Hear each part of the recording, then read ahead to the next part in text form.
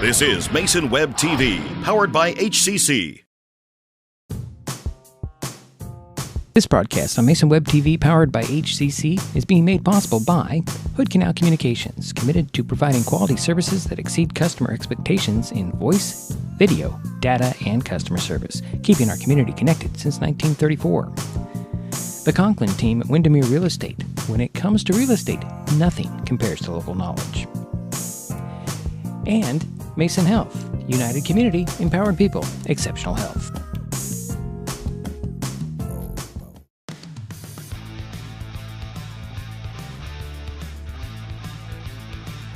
Good evening and welcome to Arrow Lumber Stadium on the campus of White River High School in Buckley, Washington. Tonight, it's week 2 of the high school football season, and Mason Web TV, powered by HCC, has the Shelton Highclimbers at the White River Hornets. My name is Diedrich Allen.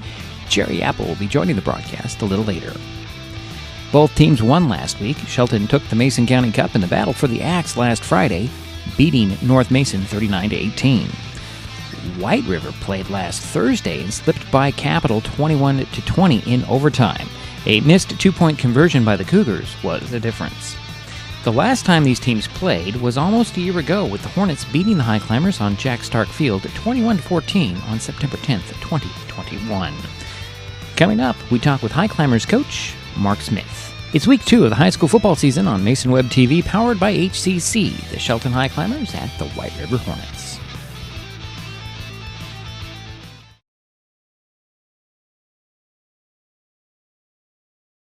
This changes everything.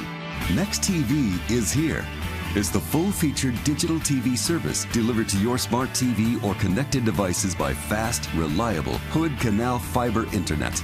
Record your favorites on a cloud DVR, then watch from anywhere. Pause and rewind live TV, restart or replay shows you've missed, and more. Call or click hcc.net for a special offer on Next TV today.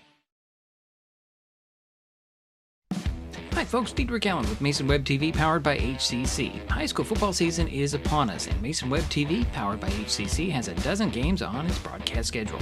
10 featuring the Shelton Highclimbers and at least 3 with the North Mason Bulldogs. Business owners, you can show your support for student athletes by becoming a broadcast sponsor. We have 3 levels of sponsorship that will put your business in front of our viewers. So email, call, or text right now, and you can be in the next broadcast on Mason Web TV, powered by HCC.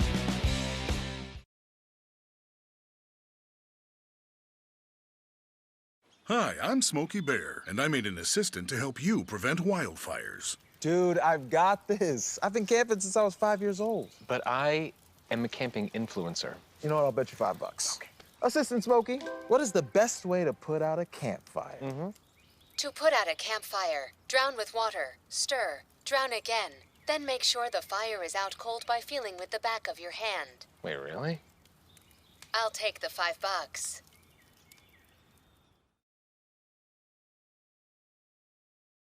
Mason County is a very special place. When you're looking for sound real estate advice, pick the team that has called Mason County home for 5 generations. The Conklin team at Windermere Real Estate is always thrilled to help you buy or sell real estate in our area. Whether it is Hood Canal, Harstein Island, Matlock, Tahuya, South Puget Sound, or Shelton, the Conklin team at Windermere Real Estate has the experience you can trust. Remember, when it comes to real estate, nothing compares to local knowledge.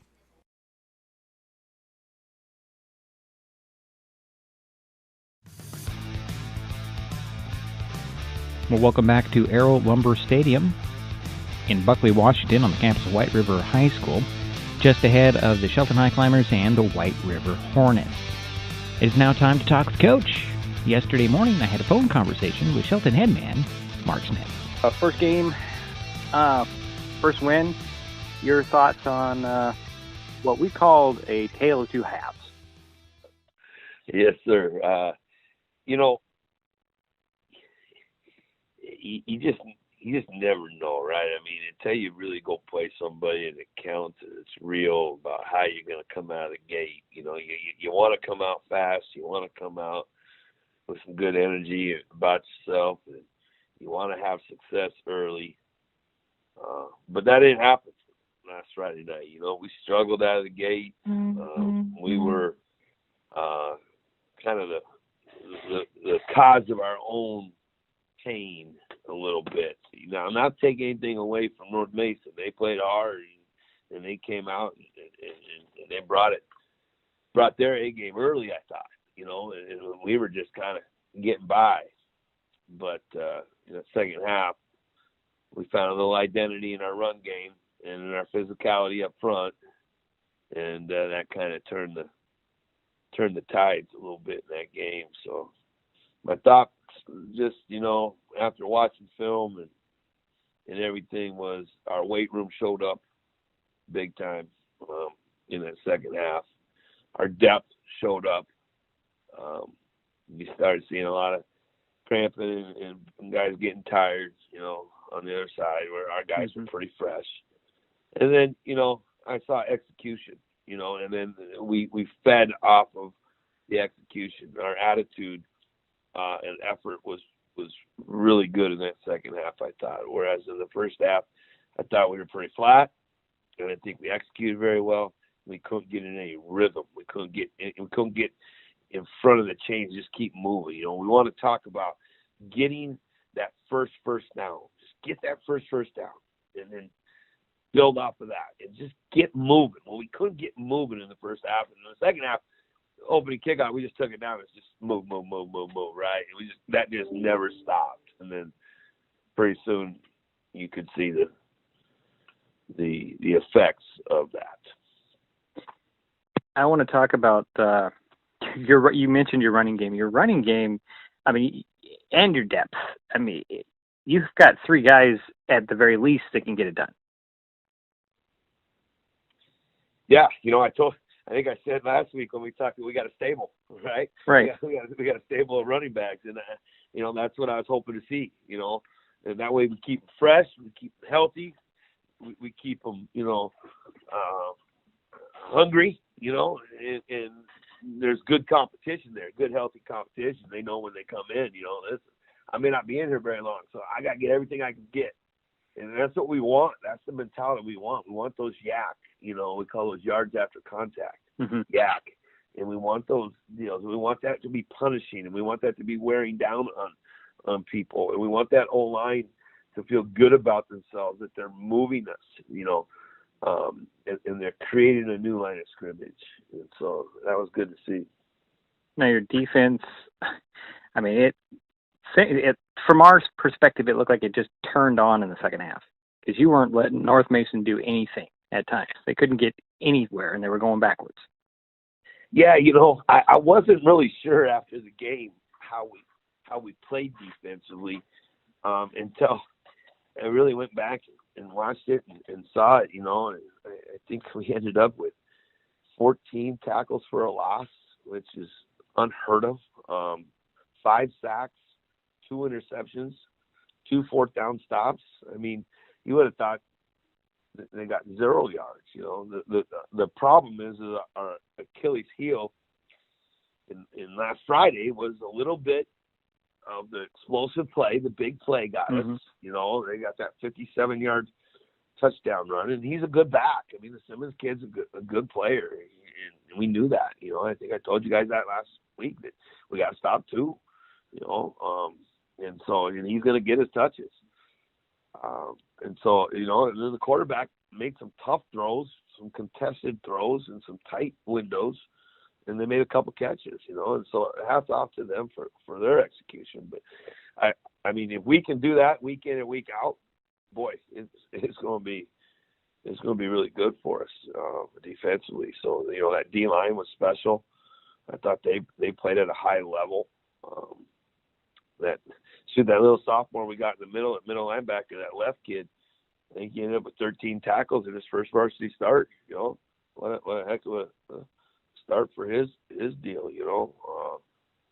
The secondary, they were kind of null and void a little bit, until the end when they had to try to throw it a little bit. So proud of their effort. Just got to get away from those penalties, those pass interference things. Golly, we bailed them out twice. Gift wrapped in a couple first downs there. It makes me very happy. Right. I also want to talk about special teams and how, I guess you can say, opportunistic your team was, especially with that touchdown off the bad snap on the punt.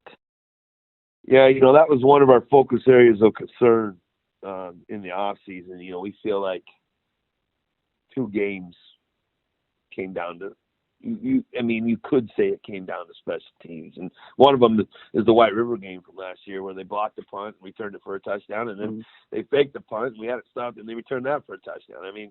You don't really go into a game each week thinking, okay, well, you're going to be down 14 points in special teams, right? And then we had some struggles in our field goal kicking last year too, and we were hoping that we were going to be better in these aspects this year. And so, it was good to see the tides turn a little bit and us put a little pressure early and get that bad snap. And we had guys that were being aggressive, and we found a way to get on that ball.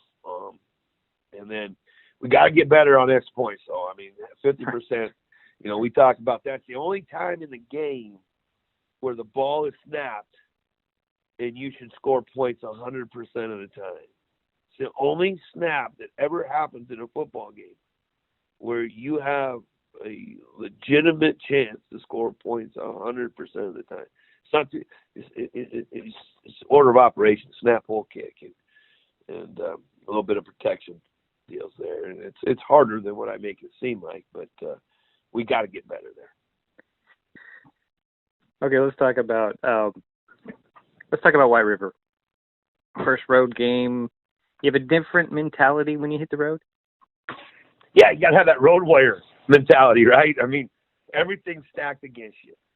You don't know what you're going to get, are we going to get in a traffic jam, right? Are you going to get, is there going to be a fender bender?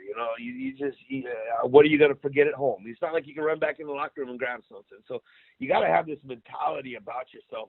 You got to be really well prepared and have your ducks in a row and be able to handle any adversity that comes your way. And that's what we tell these kids, because we're going into a hostile environment, unfriendly confines, and we are not the favorite getting off the bus, right? We are not the. What I mean by that, maybe not the favorite on the scoreboard, or maybe we are. I'm talking about the favorite in that community, right? Mm-hmm. Like the best place we played that had the best atmosphere for us last year was that Highline game, right? Right. We went back into the stadium, we're getting booed and yelled at, and all that kind of stuff, and we ended up, winning that game and playing well. That's kind of fun, is when you get that atmosphere. So, we got to travel. Defense got to travel on the road. Offense got to take care of the football. We got to be really disciplined in the penalty department. I think we had 8 offensive penalties last week, and I think 7 of them were of the mental variety. Not too many physical ones there. I think we had 1 hold. We had a few false starts. We had 1 illegal motion. We had 1 not illegal formation. 1 blindside block. You could say that's physical, but that's just mental. That's just understanding the situation of the game and understanding where you're at and not doing it. And so we got to get better on the road with the penalties. So hopefully that shows up. So what do you know about White River as a team? Watched a little bit of their game against Capital. Got a big guy at quarterback. Yeah, I believe he was our tight end last year. Right. He's about 6'3", 220, can run it and throws it a little bit, not bad for, I think, first year playing quarterback. He's 1-0 as a starter, if you ask me. I don't think he started any other football game. So, they played a Capital team, which I thought was pretty scrappy and pretty tough. And I think they went into overtime in that game. And Capital went for 2 in the win and didn't get it. Right. And that's how White River was able to win that game. And they did it playing some tough, gritty defense. And 22, their quarterback, the ball kind of runs through him. He runs the ball. He's their lead rusher. Obviously, he's the lead thrower. They got number 2 and number 5. They like to get the ball to. And the running back in the backfield is a good-sized kid. He's about 6'1", 190. So he's a good lead blocker for the quarterback. And so we got to defend the quarterback. We got to make sure know what's going on there. Defensively, they're an odd front. They will walk a 22 also plays defense. He plays like an outside backer, stand-up defensive end. And so, it tells you his mentality a little bit. So they're going to be a cover 2 team, most likely.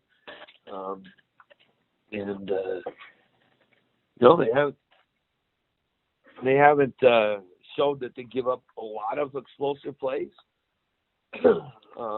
That's what they kind of rely on offense is the explosive play. But defensively, you gotta earn, kind of what you get there a little bit with them. Since this is a non-conference game, do you do anything different when you get out on the field? Do you try something that you don't usually do in these games? Well, that's a funny question, Dwight. That you asked that because, every place I've ever been, every game matters and every game means something. And here in the state of Washington, and I don't know if it's in the whole entire state, but in the league that we play in, the only thing that matters is the number of wins that you have in league play. That is it. That is it. Mm-hmm. And, people will argue with me and say, well, that's not necessarily true. Well, that's what gets you into the playoffs. And then they say, well, once you get into the playoffs, then we look at those other games, and things like that. And I think, well, I don't like that thought process. I look at every game as the next game is the most important. And the next game is we're not out here. This is not a scrimmage game for us. It's not a practice game. We don't talk about it being a non-league game. And then it doesn't really matter in the grand scheme of things. We talk about this as another opportunity for us to go get better and improve. This is another opportunity for us to grow as a football team. This is another opportunity for us to correct the mistakes from the week before. And this is another opportunity for us to build. And basically, the shorter answer to that question is no. We're not treating this like a practice game just to try things because it's not a league game. We're treating this as it's the next game on our schedule. It's the most important game on our schedule. And we're trying to correct the mistakes we had the week before and get better at those things. And we're trying to grow our game plans and our playbooks in a way that's sequential for us to have success as the year goes on. That's Shelton coach Mark Smith as his Highclimbers ready to do battle with the Hornets from White River on the road for the first time this season. That's all coming up next on Mason Web TV, powered by HCC.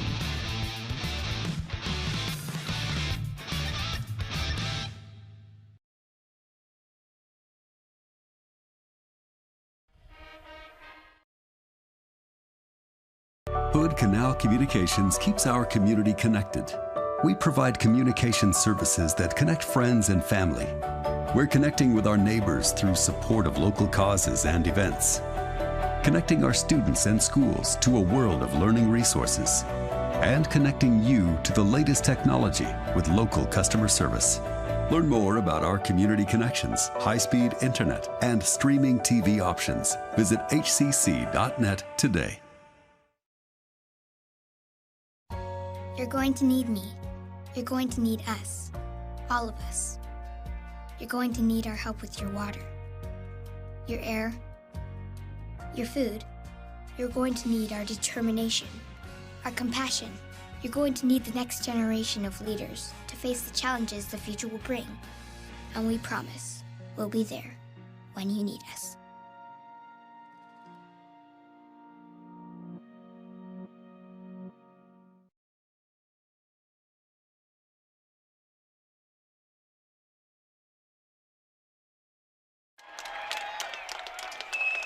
All right, and welcome once again to Arrow Lumber Stadium in Buckley on the campus of White River High School.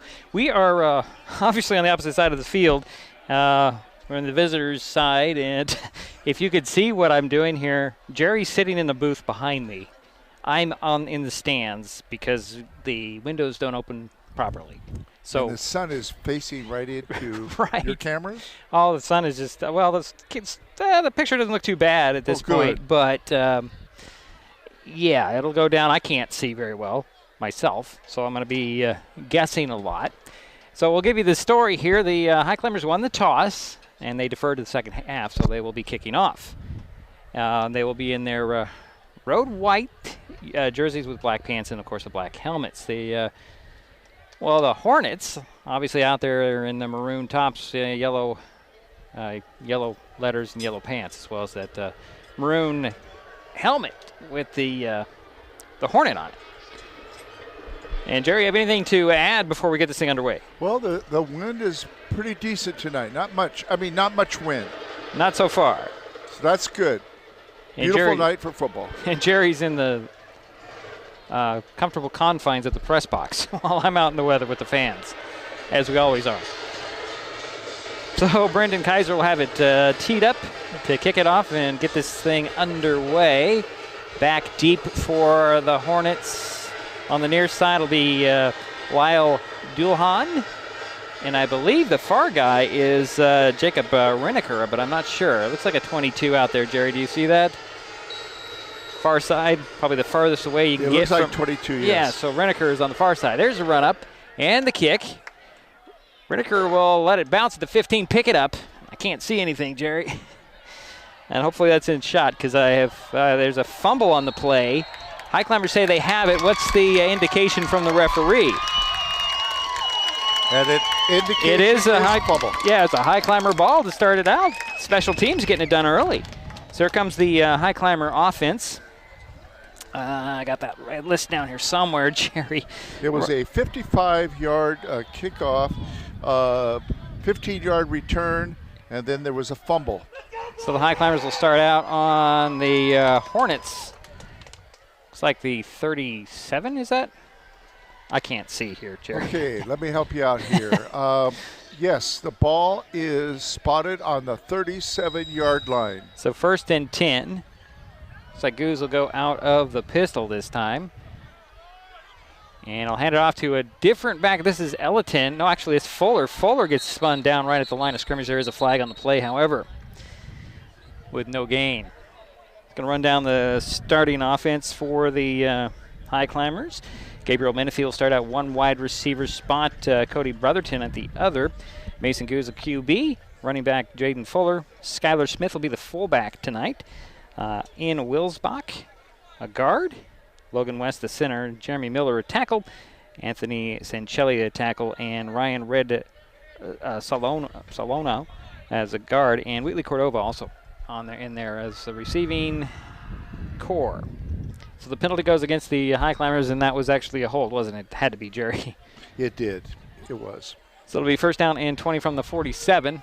Wish I could see the camera at all. And there's a little toss, and this is Elliton. Elliton fights his way for the 45.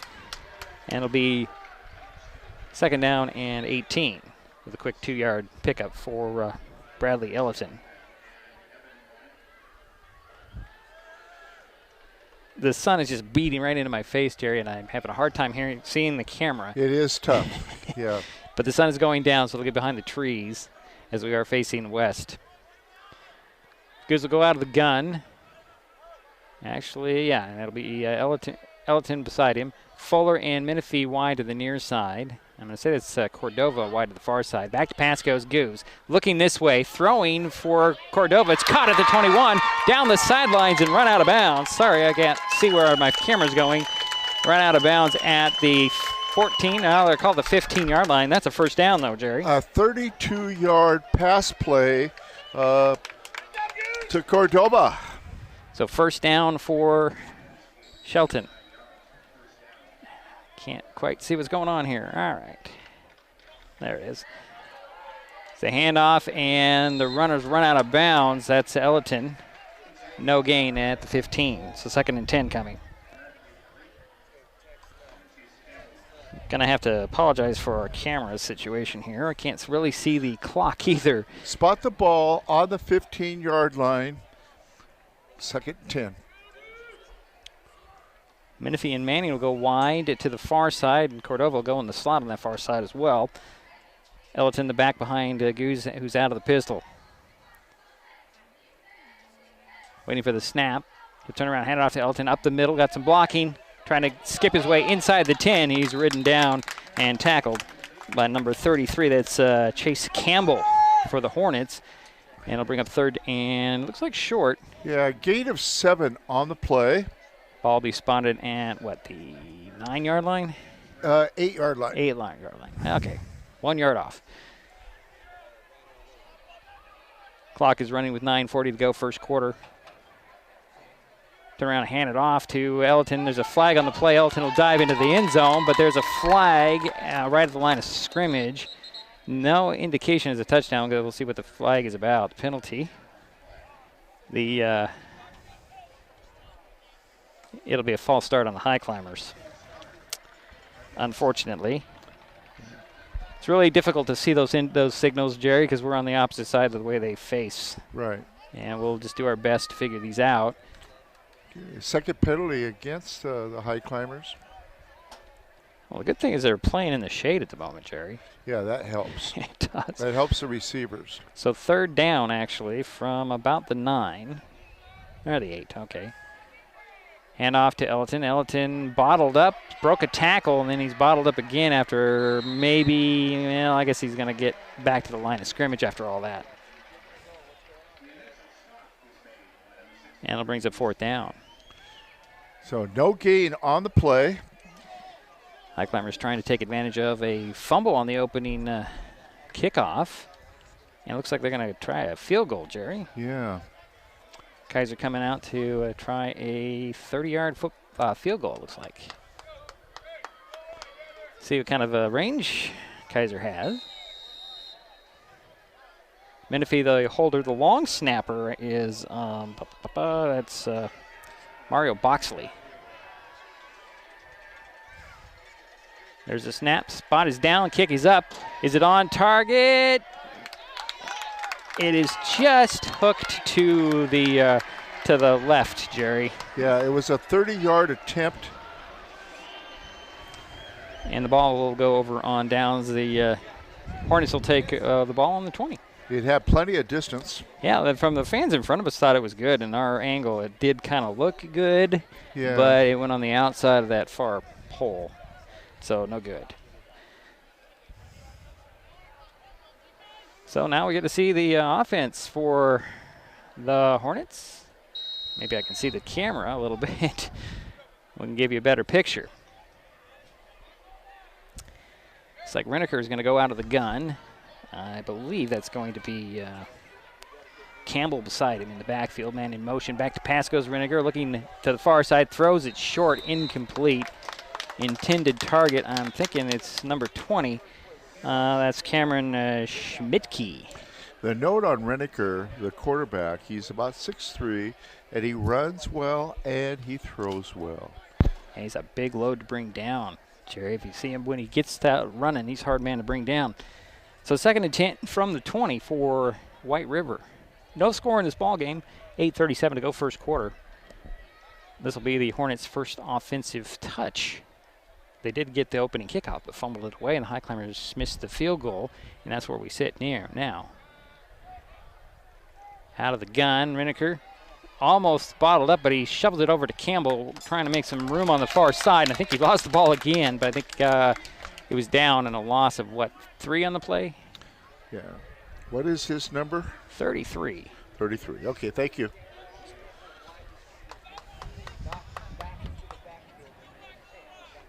So that'll bring up a third and 13. Yep. Loss of 3 on the play, of course. Ball back at the 17-yard line. I'm so used to looking at it from the other angle, Jerry. I got to go backwards on all this stuff in my mind. Reneker will go out of the gun. I think it's Campbell beside him. 2 receivers in the near side. Man in motion. He went forward before the snap as a dump off. Oh, what a great play and good coverage by Cameron Heising. Receiver was Tice Donovan, and nowhere to run. It's fourth down. Good defensive stand, Jerry. Very nice open field tackle.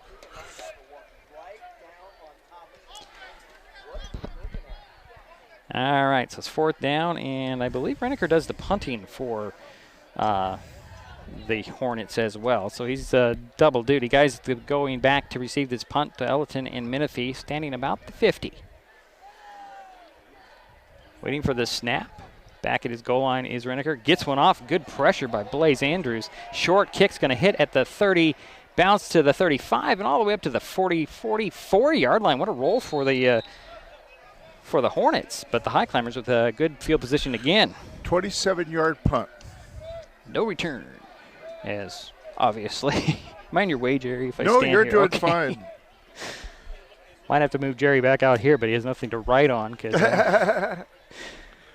So the Highclimbers get the ball at their own 45, or I'm sorry, at the Hornets 45. And here comes the unit out. Those white jerseys. Almost. I need a sunblock right here, Jerry, so I can see the camera. About another 10 minutes, you're going to be okay. I hope so. Goose will go out of the pistol. Fuller, the back behind him. He'll get the handoff, power his way to about the 41. Almost said Fullington because yesterday I was having a conversation about John Fullington, the standout from North Mason. Who's actually played in the pros a couple of seasons. Gain of 4 on the play. Yeah, was at WSU, and he's now a coach at North Mason. Just had a conversation about him. And we'll get to see them tomorrow night. Yeah, we'll get to see them tomorrow night, yeah. So out of the gun will go Goose. 3 receivers on the near side. Goose back to pass. Looks over to the near side. Now looks in the middle. He's going to pull it down and run. And he'll dive to about the 39, and they say he lost the ball. Hornets think they have it. I think he might have been down. I think his knee hit the ground before the fumble. We haven't had an indication yet from the official. Well, the officials aren't making any notice, and there's a hand up for the down. So it'll be 3rd down and, let's see, out 4. Yeah. From the 38. Sorry. Yes, you are correct. Just need that sun to go down, man. Glad they're at this end of the field, though. It's going to be a full house backfield. Pistol for Goose with 2 backs beside him. Turn around, hand it off. And this is Ellerton, and he might have got back to the line of scrimmage. Forward progress. He stood up by a whole host of Hornets. Right. That'd be a hive of Hornets? Okay. A beehive. Yeah. I like that. That's okay, good. Well, I don't know. We're just being silly again. No gain on that. So that'll bring up 4th down. Ball at the 38-yard line. Climbers are going to go for it. Well, actually, it looks like they're going to punt. Mason Goose does the kicking. It doesn't look like Mason back there, though. Might be Kaiser. Can't see his number. Waiting for the snap. And it is Goose. High punt. Fair caught at the 10 by number 4, and that is Lyle Duelhan. 28-yard punt by Mason Goose, and no return. So the Hornets will start on their own 10-yard line. Okay. Just at the nose of the 10. You know, it's interesting. I always point this out on these artificial turfs, and they have multiple fields. And Highclimber Stadium, the yellow line for the penalty box in soccer is at the 13. Here it's at the 9.5. Okay. Interesting. Yeah. So it'll be a Hornet ball, 1st and 10, from their own 10. Reneker out of the gun. He's got a receiver on the near side. High snap, and Reneker is on the run.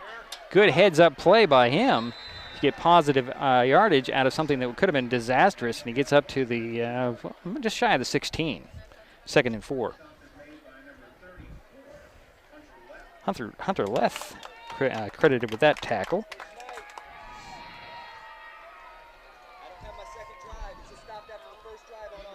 4:35 and running on the first quarter clock. 2nd and 5. Oh, you're calling it a 5-yard pickup. Okay. Reneker was almost stopped in the backfield. Yeah, High snap, and the Highclimbers were on it, but he snuck out, and you saw his ability to escape. He'll send 3 receivers to the far side, 1 to the near side. Man in motion. Another high snap. Back to pass goes Reneker. Throws it in the middle. It's caught. And across the 25 to about the 27 is number 20, the man who came in motion. That's Schmidtke. It'll be a 1st and 10 for the Hornets. Got some positive yards for first time, really, Jerry. Mm-hmm. There was their first down or second? That is the first down for White River. Okay, that's what I was thinking. And that was a gain of 11 on the play. Yeah, spot the ball at the 27-yard line. 1st and 10. Clock running, 3:40 to go, first quarter, no score. White River with their second offensive touch here. Another high snap, pulled down. Here's number 12 on the run. I'll have to check who that is, and he gets around the outside to the first down marker. That's Xavier Braun on the carry, if my roster is right. Sorry about that, folks. I'm fighting everything tonight. Just pull back a bit. Did we have a flag as well, Jerry? Yes, we did. I see it's picked up, and the flag was spotted about where he was down, so it was short of the first down. I misspoke there. Yeah, it's probably holding. Let's see if we're correct. Skipping all the way back to the 22.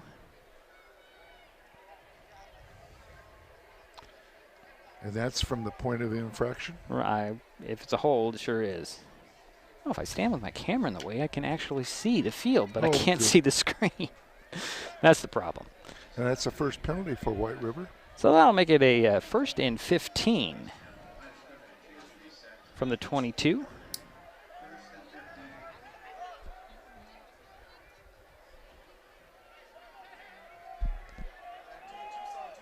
Reneker has 2 receivers on the near side. One wide to the far side. Another high snap, pulled down. He's going to go that far side. Just out of reach intended for Corey Lewis. And on the coverage, I believe it's going to be 20. 20? Was it Ellerton? 29. Oh, I'm sorry. That's, where is he? Phoenix Olashea on the coverage. Okay. Incomplete. 2nd and 15 from the 22. And so far, Reneker is 2 for 4 in the passing game. Well, if his center can get the snap on target, it'd be a different story right now. That was a little better. He's going to go long. Same formation. Wide open is the guy, and he gets it. Olashea caught him, and it's complete to Lewis all the way up into Highclimber territory at the 44. But we have a flag all the way back here at the line of scrimmage, Jerry. That's coming back. Now I'm going to be in your way, aren't I, Jerry? No, you're doing great. Well, if they put it up there.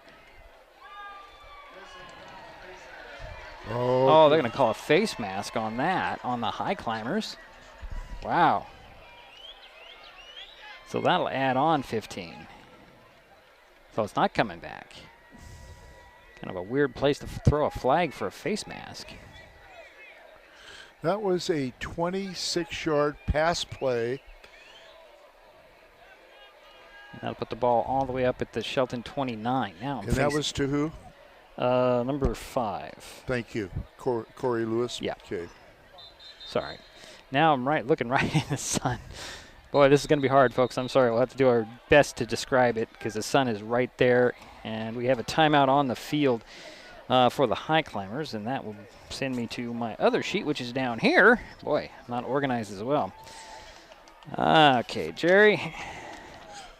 Every Friday, MasonWebTV.com provides helpful driving tips with the Wise Drive, a weekly column by Doug Dahl, a Target Zero manager for the Washington Traffic Safety Commission, and a self-confessed traffic safety nerd.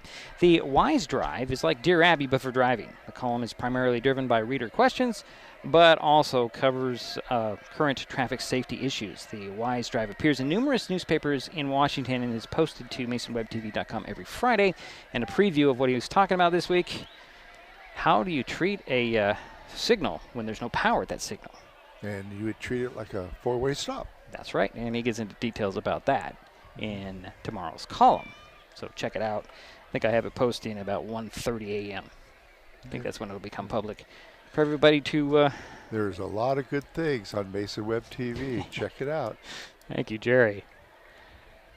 So 2:38 to go, first quarter, no score. Shelton Highclimbers and the White River Hornets here in Buckley tonight at Arrow Lumber Stadium. I was here almost 10 years ago in 2013 with Lim Elway for a playoff game. That's right, you were. And that was North Mason and White River. And I believe we were standing in these bleachers, but they were on the other side of the field.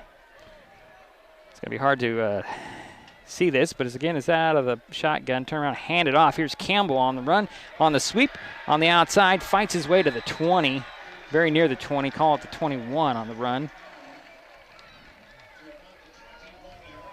So I'll bring up second down. And second and we'll call it 3. Yeah.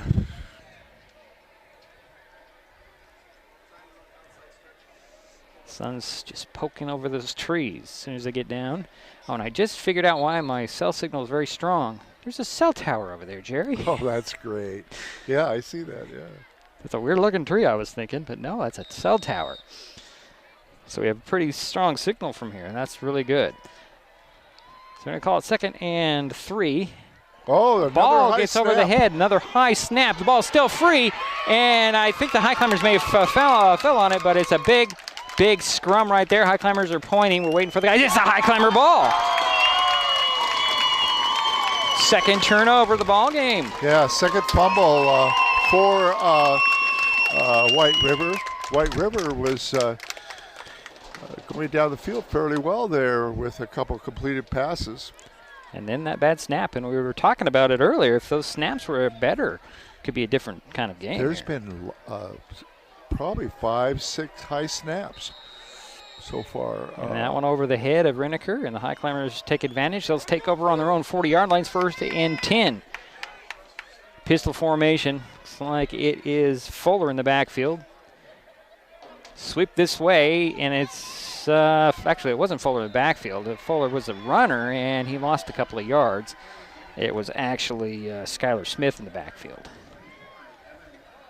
And a loss on the play there of 2. Back to the 38. Second and 12, under 2 minutes to go. First quarter, no score. Highclimbers with their Skylar Smith. Yep. Here goes Fuller in motion. Back to pass. Quick dump off to Menifee, and right up at the 45. Did he catch that? I don't think he did he? No, it was just a little bit low. Menifee couldn't haul it in. So it brings up third and 12 from the 38 for the Highclimbers. That was the second pass attempted by Mason Goose. Go out of the gun this time. Smith in the backfield with him. And there is going to be a 5-yard penalty. Offsides. Hornet was showing blitz all the way, and he went a little early.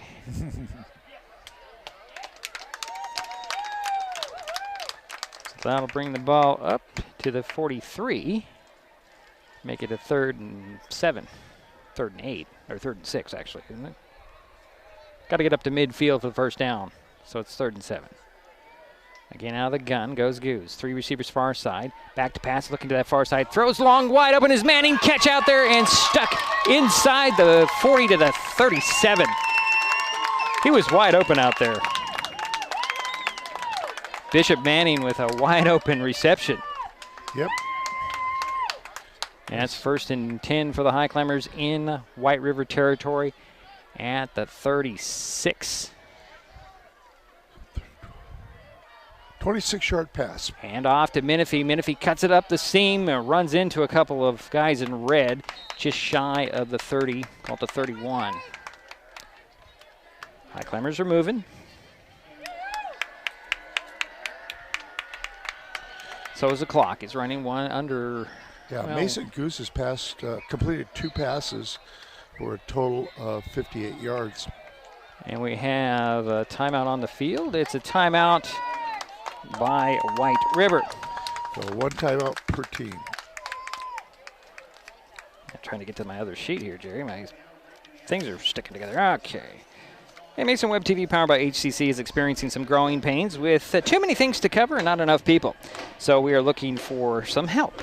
If you have an interest in broadcasting, announcing, video streaming, video editing, sports, news, politics, reporting, or marketing, we would like to hear from you. Send an email to masonwebtv@gmail.com. You can also call or text 360-229-2234. No experience necessary, just get in touch. We would love to talk to you. And you could be spending your Friday nights with Jerry and I. You just never know. And Jerry's ignoring me right now. No, I'm hearing you. So we do appreciate the help. Yeah, any help would be great. So get in touch. We would love to talk to you. Because we would love to cover more sports. Or more everything. Actually. Yeah. Anything out there. So the 2nd and 5 from the 31. Goose will go out of the gun. Smith beside him to his left. 2 receivers near side, 1 to the far side. And looks like that's Manning. He's going to go to the near side. Actually, it's 3 receivers. He's going to try to tuck it under and run. Protection kind of broke down there, Jerry, and a loss of a couple on the play. I was wrong. It's 3 receivers on the near side. It's Cordova, Fuller, and Menifee from the outside in. Manning, the lone guy on the far side, and Smith is in the backfield with Goose. 40 seconds to go, first quarter. Officially a loss of 1 on that play, Jerry. And there's the snap. Faked handoff. Here's Goose on the run. Rollout, throwing long. Got a guy there, but he overthrew him. And Fuller was the intended target. Here's a pull right in the middle of the way there, folks. Sorry about that. So it brings up 4th down.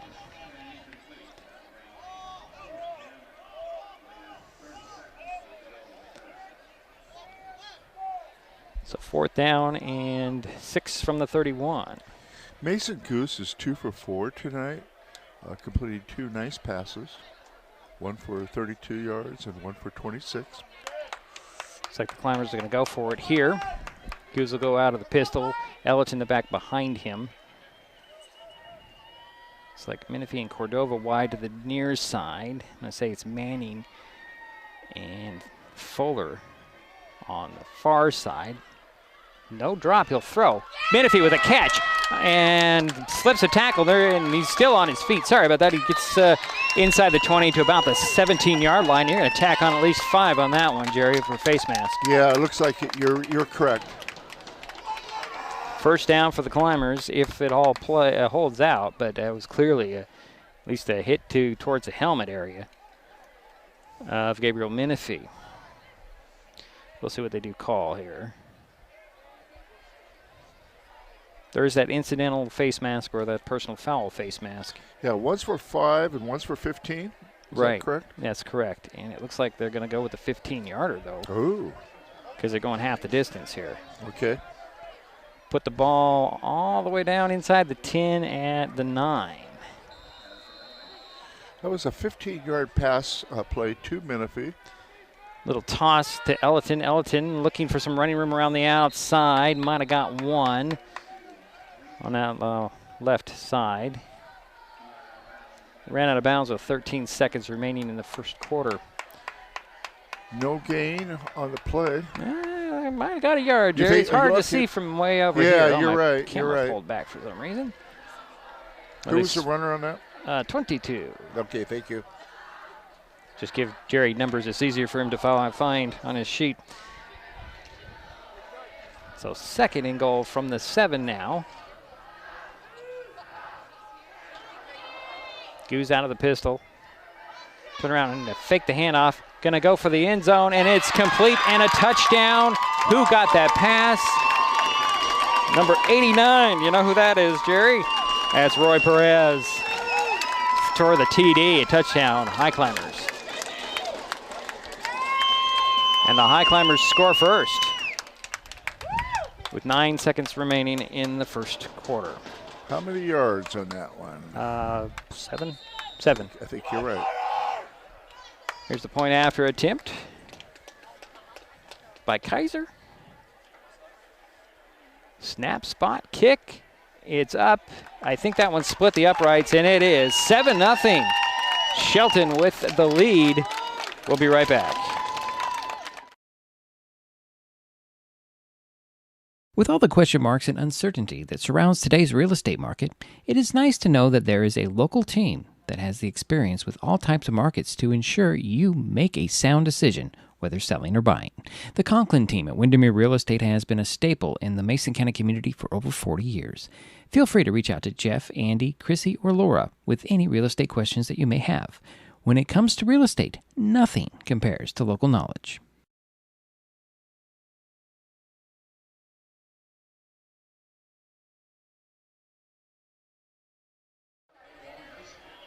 There we go. We're back here at Arrow Lumber Stadium in Buckley. 7-0. The Highclimbers get on the board. First 9 seconds remain in the first quarter, getting ready to kick it back to the Hornets. Yeah. Go ahead, Jerry. Shelton's doing a great job tonight of mixing it up. So far, Mason Goose has passed 6 times and completed 4.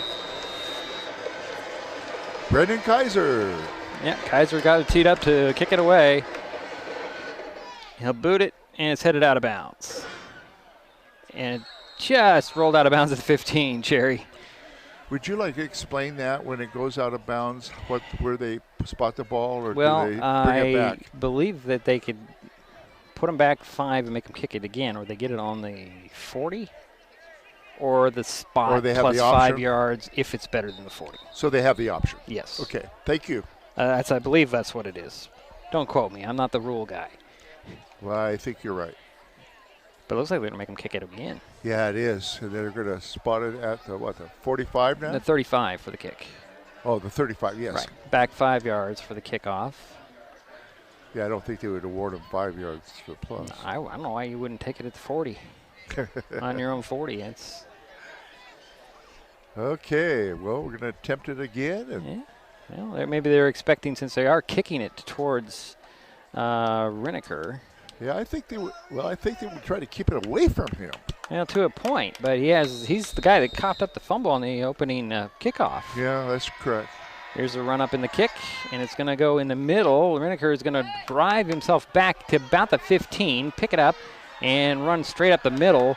And he's dropped it there at the 44-yard line, or 39-yard line, excuse me. And I believe that was Smith on the 24-yard return by Reneker.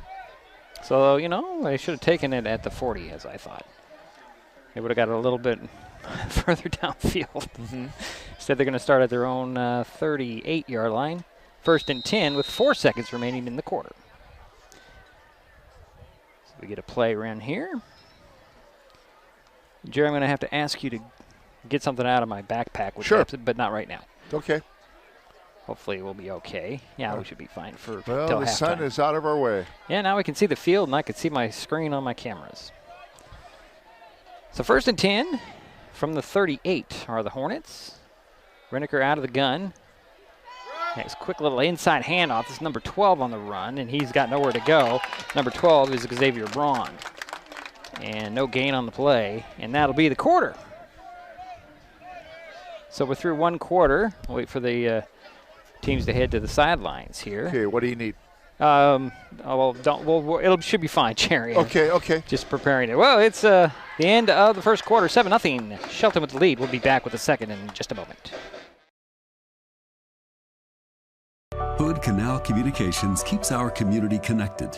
We provide communication services that connect friends and family. We're connecting with our neighbors through support of local causes and events.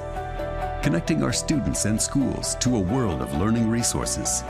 And connecting you to the latest technology with local customer service. Learn more about our community connections, high-speed internet, and streaming TV options. Visit hcc.net today.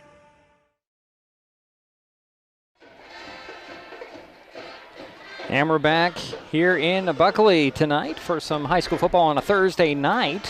This is a Thursday night lights, as they say.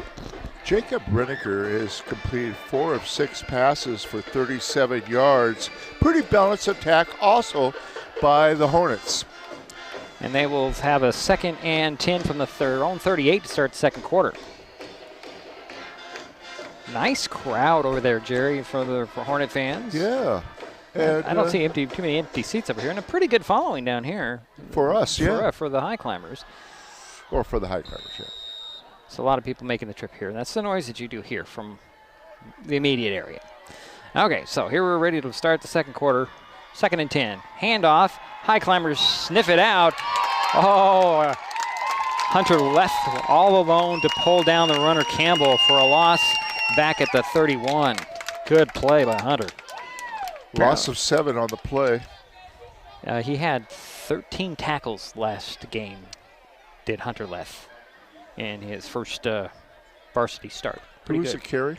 That was 33. Thank you. So it's now 3rd and 15, so only a 5-yard setback, Jerry. Okay. Ball back at the 32. Thanks for the clarification. I'm almost going by the board. Redeker will go back out of the gun. 2 receivers far side, 2 to the near side, 1 back beside him. Can't see the number. Man in motion, and that's Dillahan. And Redeker is just swallowed under by 3 Highclimbers. First guy there is Well, Blaze Andrews was in there for sure. Yeah, Andrews was Andrews, and number 50. Number 50 is West, right? No, that's Wilsbach. Yeah. But I'm trying to figure out. It was a Boxley, I think, was in there. The Mario. first guy there, Mario. Okay. And what do we have? Penalty here? What's going on? I didn't see any Laundry. Yeah, I do see Laundry now at the 35, Jerry. A loss of 5 on that play.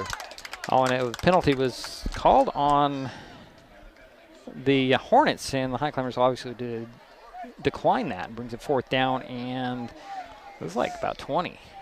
Ball back at the 27-yard line. One of the things we noticed last week with Shelton, they had a lot of penalties. It looks like they're trying to clean that up a little bit this week, which is good. So who's punting here? 36? Don't have a 36 on this sheet, Jerry. Oh, almost blocked, but the punt gets away. And they'll let it bounce. Ellerton will pick it up at the 38. Get by the 30, 35, or 45 now. And he's dropped just shy of the 50 at the 48. Gain of about 10 on that kickoff, or that punt. Return, yeah. Excuse me. Punt return by Ellerton. So Highclimbers with a 7-point lead. 10:32 to go for first half. First road game for Shelton this season. Non-conference, but as Coach Smith said in the pregame, he doesn't see it as a non-conference game. It's all important. Well, and it's also momentum, and you fix what you did wrong the game before. Yeah, that's what he was saying. And I could see tonight they've done that to a certain extent already so far. Yeah. All right, so Connor Gilman is the back in the backfield behind Goose. 3 receivers far side, 1 to the near side. I think that's Manning. Blitz is being shown by the Hornets. Snap on target, little toss to Gilman. Gilman's going to throw. Got a guy down there. It is caught by the fingertips. Who caught that? Menifee. Number 3. Yeah, Menifee. What a fingertip grab. And a first down on that double pass. Jerry, I don't even know how you score that. Well, we knew that this was going to be a real you got 2 people back there with good arms. Here's a toss this time to Gilman. Connor looking for some running room around the outside. Run out of bounds after a short gain. Yeah, we were watching in the Jamboree when Connor Gilman was out there throwing, and you really couldn't see the difference between him and Goose. Well, they both had good arms, yeah. And they were pretty accurate. Right. You saw that on display right there, previous play. Ball will be spotted at the 26. Be 2nd down and 6, I believe. Yeah, at least a gain of 4 on that. Here's Gilman again, the handoff, got some running room, bouncing it out to the outside to the 20, slips 1 tackle, and he swallowed up about the 16-yard line on that far sideline. Boy, the sun goes down, Jerry, we can see, but the temperature dropped as well. That's a 5th first down for the Highclimbers. Nice run by Gilman.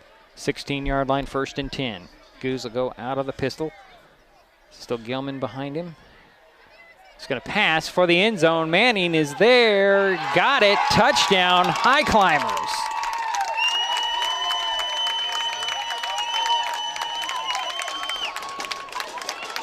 Bishop Manning. That's his 2nd pass completed to Manning. Where was that ball at? The 16. Okay, 16-yard touchdown pass to Bishop Manning. And that's his 2nd pass that he's caught tonight. It's coming up big. He just kind of turned around, Just impressive. Oh, come on. Cameras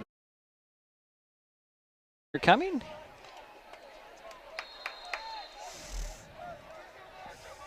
$9:32 to go in the first half. Shelton has increased his lead and is now, oh no, that was a little off, isn't it? No, it's not. It's now 14-0. Shelton extends its lead. We'll be right back. Mason Health wants you to stay healthy. Are you turning 65? Mason Health can help you maximize all that Medicare has to offer. Did you know Medicare covers preventive services under the Medicare Wellness Program? Medicare coverage includes screenings for depression, diabetes, obesity, and alcohol misuse. You can also get mammograms, pap smears, pelvic exams, and more. Talk to your healthcare provider, or you can find more information on masongeneral.com.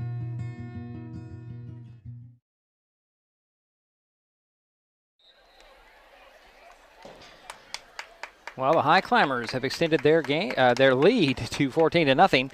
9:32 to go in the first half. A couple notes. Dante Trikoff is not playing tonight, and that is going to allow the Bishop Manning to get more passing attempts.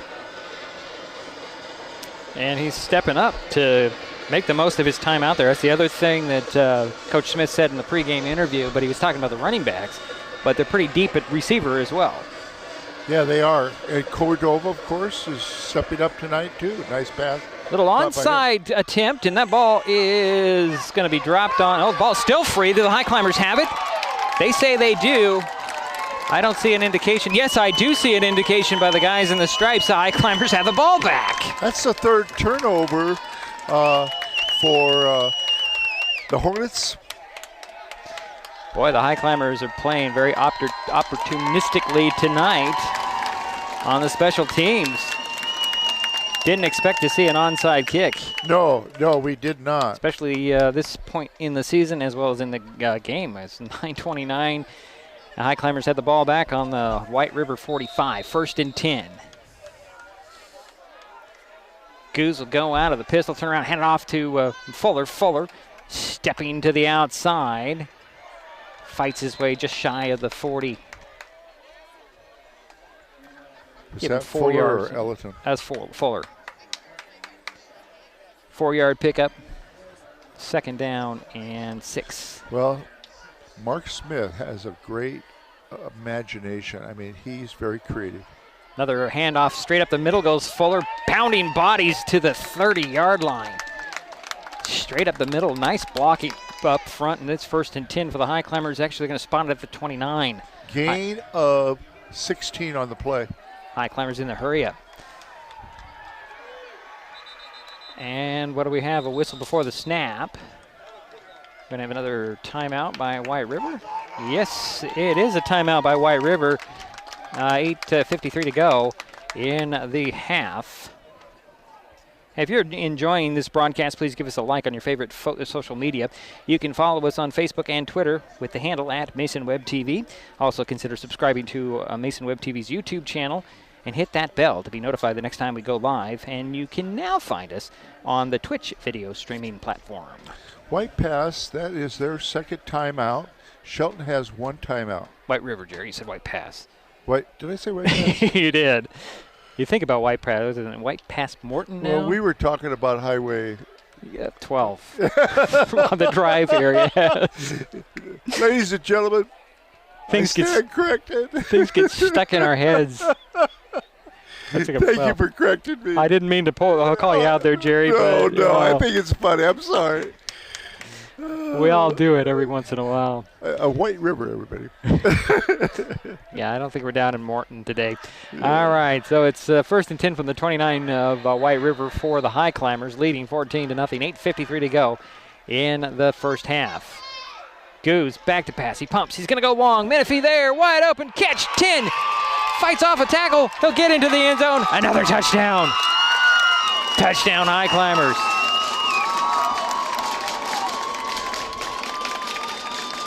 Boy, the fans. Where was that ball at?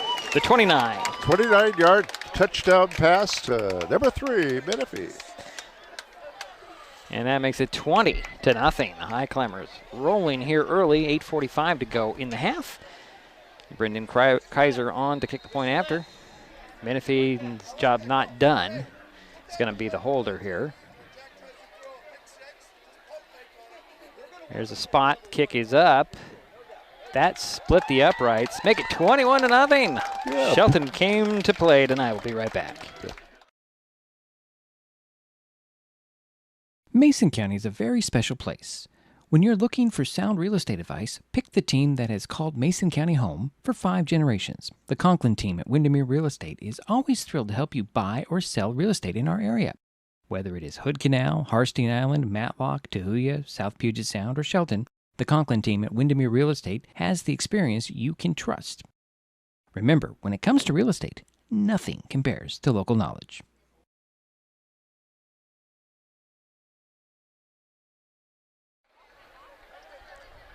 $8:45 to go in the first half. Shelton on top, 21-0.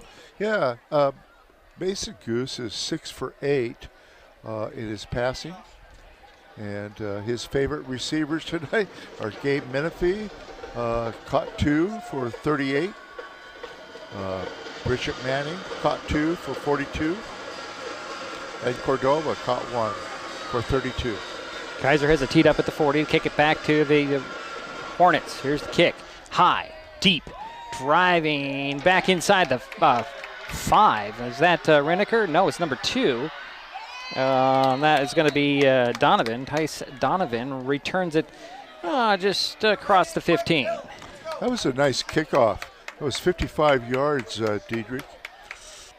You know, you got to guess. Keep them guessing if you're the Hornets because, you know, just had an onside recovered. And they scored on you.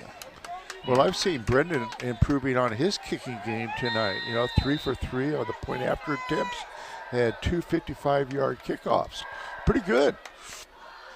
Hornets have the ball 1st and 10 on their own 25-yard line. Reneker out of the gun. Back to pass. Throws over the middle. Oh, nearly. Oh, it is intercepted by Ellington on the shoestrings, and he's on the pick 6. He does.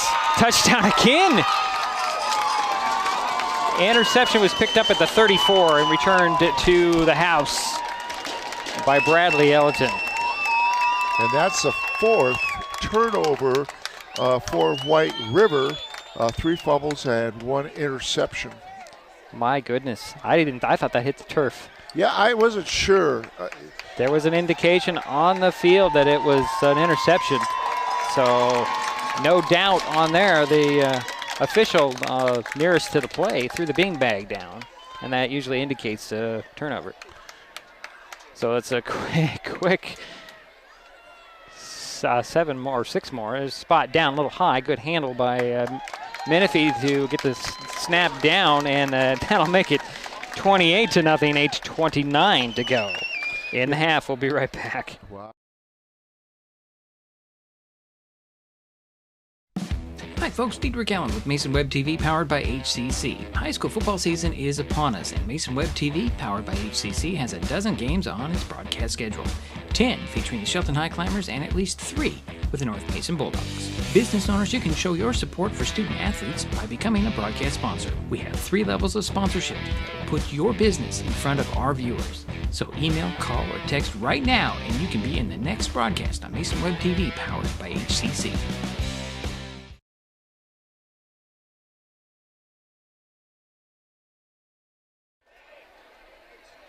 Turnovers, the name of the game at this point. Yeah, Diedrich, 4 turnovers so far, 3 of those fumbles and 1 interception.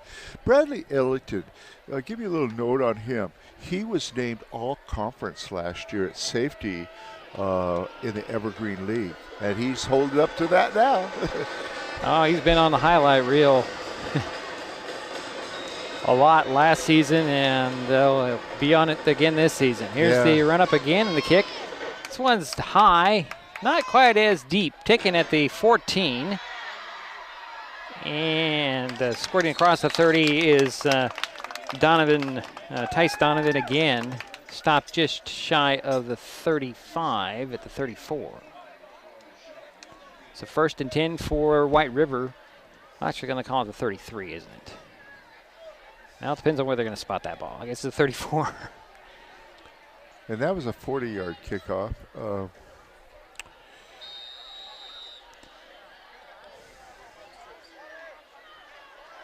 So the Hornets back out there on offense,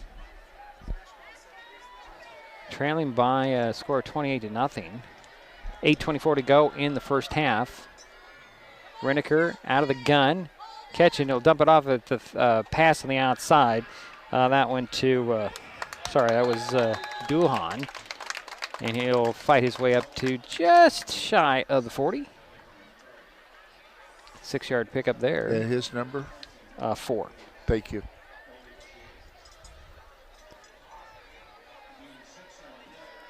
So second Gain and 4. of 6, huh? Yeah, 2nd and 4 from the 40 are the Hornets.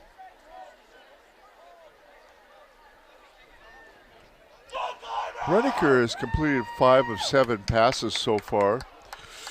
Hornets are taking a little bit more time getting the plays across to the line. They don't huddle up.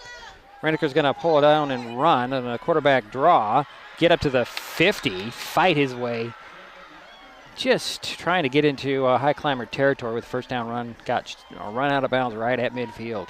A nice run by Jacob Reneker. He's carried it twice for 15 yards total, and that's good for a white pass first down. Did it again, Jerry. What's up? Pass. River. Just call them the Hornets. Okay, we're going to say Hornets, everybody. Why do I say Hornets? It's stuck in your head, obviously, Jerry. I think I've gotten into your head. Well, it was one of my schools a couple years ago. Right. But that shouldn't be no excuse. It's 1st and 10 from midfield are the Hornets. Reneker will go out of the gun. Receiver to the far side, 2 to the near side. Hand it off to Campbell. Campbell ran into a Highclimber, turned and reversed his field. Manages to turn a 4-yard loss into a 4-yard gain. Heads up play. I didn't see who, I think it was Blaze Andrews who was the wall that he ran into. Well, in doubt, we'll give it to him. He's quite a tackler. Well, he was being blocked, so he couldn't wrap him up. He just ran into the runner. Gain of 4 on the play. 2nd down and 6 from the 46 for the Hornets from White River. Again out of the gun. It's like 2 receivers on this near side. 1 on the far side. Here's Campbell again. He lost the ball. Ball's free. Highclimbers have it. Who jumped on it? I believe it was Gavin Nelson Ricker who picked that one up right at the 49. A Highclimber is getting some turnovers in my... yeah, that's the 5th turnover, 4 fumbles. Boy, the camera here is just having a hard time staying on target here because of the... Let's try that. There we go. Highclimber ball on their own 49, 1st and 10. Take advantage of yet another Hornet turnover. Was that the first time that White River was in Shelton territory? That's a good question. I know. I think it was. It might have been. I think it was. So the Climbers back in with the ball.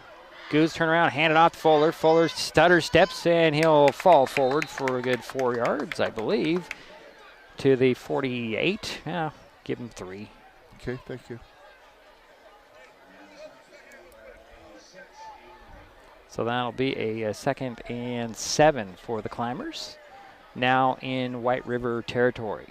Out of the pistol again, turn around, hand it off to Fuller. Fuller stutter steps, finds a hole, fights his way down to just shy of the 30. Did you see that, Jerry? He took the handoff, took a couple of steps, stutter stepped, and then hit the gear and took off. Wow. Another first down for the Highclimbers. That's the 8th first down. 1st and 10 from the 31 are the Climbers. Again, turn around, hand off to Fuller. Fuller again with a little cut in the middle, and he'll fight inside the 25 to the 23. He's got great vision tonight. Looks like a gain of about 8 on that play. They're going to spot it at the 23. So You 2nd notice- and 2. I'm sorry, go ahead. You notice how Shelton has hurried up a little bit? Yeah, they're not. Yes, They been don't in take their time. They've been They in take hurry up their- mode since they got here. I I think. know it. I know Again it. out of the pistol. This time it's Connor Gilman with the handoff, and he'll fight for the 15-yard line. And they're going to spot him down at the 16. That's first down. Gain of 12 on the play. 1st and 10 at the 16 now are the Highclimbers. Getting out of the pistol. Turn around, hand it off to Gilman. Gilman, a little stutter step, and he's chopped down just shy of, well, I'm going to call it the 7. Another nice gain. Actually, I take that back. It's not the 7, it's the 12. Gain of 4 on the play. Call it 2nd and 6, does the board. Again, turn around, hand it off. Here is Gilman coming to the outside. Got a lot of real estate. Can he get in? Nope, run out of bounds about the 2. Gilman trying to find just enough real estate to hit that end zone. Did I see a flag on the play? No. If it stands, well, okay. No, I don't see a flag. I thought I might have saw something. There's a lot of yellow out there on that play. So 1st and goal, going from the 3. This time is Gilman again, and he dropped at the 5. Loss of 2 on the play. 2nd and goal. I'm going to spot it back at the 6. I'll give him any forward progress. I thought for sure he'd get to the 5. Ellerton in there now at front for the running back position.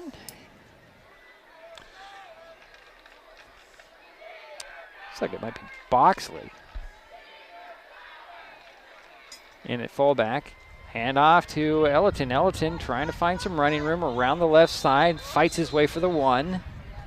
And he's knocked back by a hive of bees. Hive of hornets. Yeah. Hornets. Hornets in the hive. White River. They call this the hive. Gain of 5 on the play. Be 3rd and goal from the 1. And we have an official timeout. I guess we have an equipment issue by one of the Hornets. So he headed to the sidelines. 3:50 to go in the half. Shelton's really getting that running game going. Yeah, it started last week in the second half against North Mason, and it's continuing here. Although they've been in the air. Turn around, hand it out to Ellerton. Ellerton dives for the goal line. Did he get in there? Yes, he did. Touchdown again. A 1-yard touchdown run by Ellerton. 3:35 to go in the first half. It's 34-0.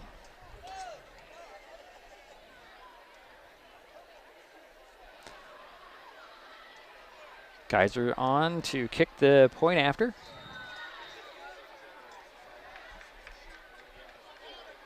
Menifee the holder. There's the snaps. That was a little off. Menifee's going to try to run for it, and he can't quite get to the end zone, so the point after fails. But the Highclimbers extend their lead to 34-0. 3:35 to go in the half. We'll be back. I don't think that many kids in my son's school even do it. He makes fun of his friend who vapes. He would never try it. She's into soccer. She's on the honor roll. She's just not the type. No way. No way. No way. No way. My kid would never vape. Get your head out of the cloud. Today, nearly 8,000 kids will start vaping. Maybe even yours. Learn about the dangers at talkaboutvaping.org.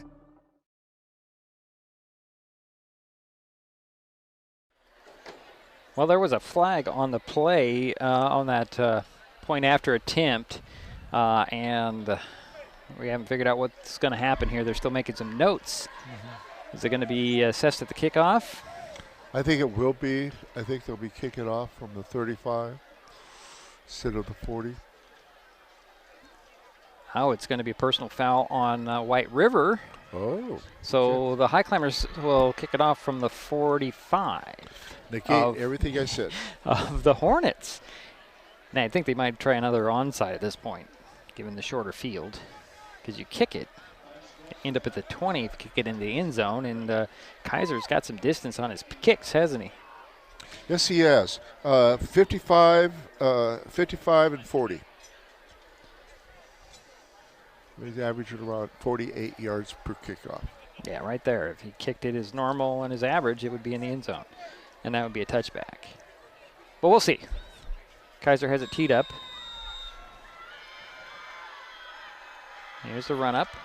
He's going to kick it to the far corner. It's short and picked up at the 4. And, oh boy, return to the 15. I didn't see what that number is. 46-yard kickoff. That's going to be number 4 on the return, Lyle Dulhan. And the Hornets will start at their own 15-yard line with 1st and 10. 3.5 minutes to go in the half. They trail 34-0.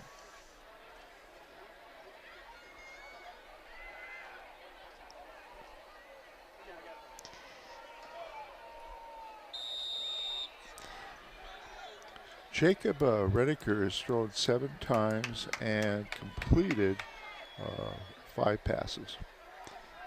And he'll go out of the gun. He's got 2 receivers to the far side, 1 to the near side.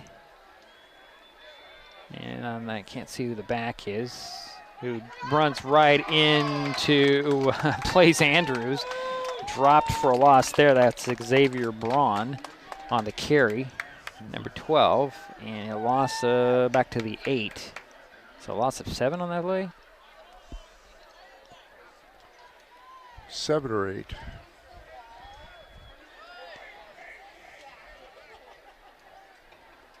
I'm going to spot the ball at the, looks like the 7-yard line.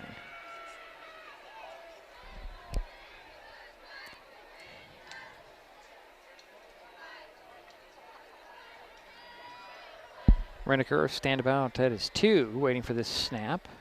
He's going to pass it out there. Oh, boy, almost picked off, but dropped there. Who was that, Jerry? That was Carter Whitney. Almost had a pick 6. No, or was that Boxley? Mario? Yeah, wow. Well, either one. Wow. Boy, oh boy, he was seeing the end zone and He just sure couldn't. was. I mean, it was only a couple yards away. And it goes incomplete, so that brings up 3rd and 16 from the 7. Board says 9. I don't know where you get 9-yard line at that point.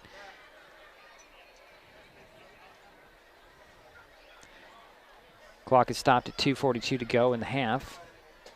Shelton leads 34-0. Here in Buckley tonight. Reniker waiting for the snap.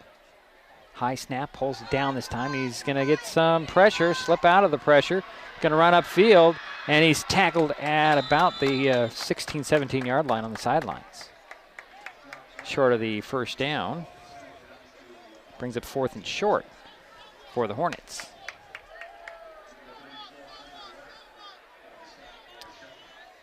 So that would be a gain of, initially it was on the 7? Yes. Okay. The ball is now at, let's see, about the 20. Okay, so gain of 11? Nose of the football is right at the 20. Okay. And a timeout has been called. The last timeout for the Hornets. Mason Web TV, powered by HCC, helps you know what local government is doing with live video streams of meetings for the Mason County Commission, Shelton City Council, the Shelton School Board, and the North Mason School Board. You can also watch past meetings of these entities, as well as the Port of Allen Commission, which held a meeting last night, and you can find that on MasonWebTV.com right now. Mason Web TV also covers the Port of Shelton Commission, the League of Women Voters of Mason County, and select informational meetings of the Shelton Mason County Chamber of Commerce, the North Mason Chamber of Commerce, and the North Mason Community Voice. If you want to see what is going on, check out MasonWebTV.com daily. So 4th, and they're calling it 6. Ball at the 20-yard line for the Hornets. Punting situation. It looks that way. It looks like you're going to have Ellerton and Menifee back deep. And I'm trying to see who's the punter. 2 very sure-handed return artists. A little bit of pressure. Line drive kick that'll be bobbled but picked up at the 47 by Ellerton. Ellerton on the outside. Run out of bounds just short of the 30. Gain of 25 on that return by Ellington. Nice return. Pressure on the kicker. Created that line drive punt. Highclimbers have a short field again. They'll start out on the White River 31. Yeah, Ellington's had 2 nice returns, one for 10 yards and one for 22. So Boxley will come out as fullback.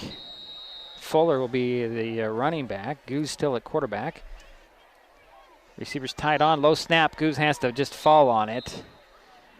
And that be a loss of 4 on the play. Okay. Back to the 35.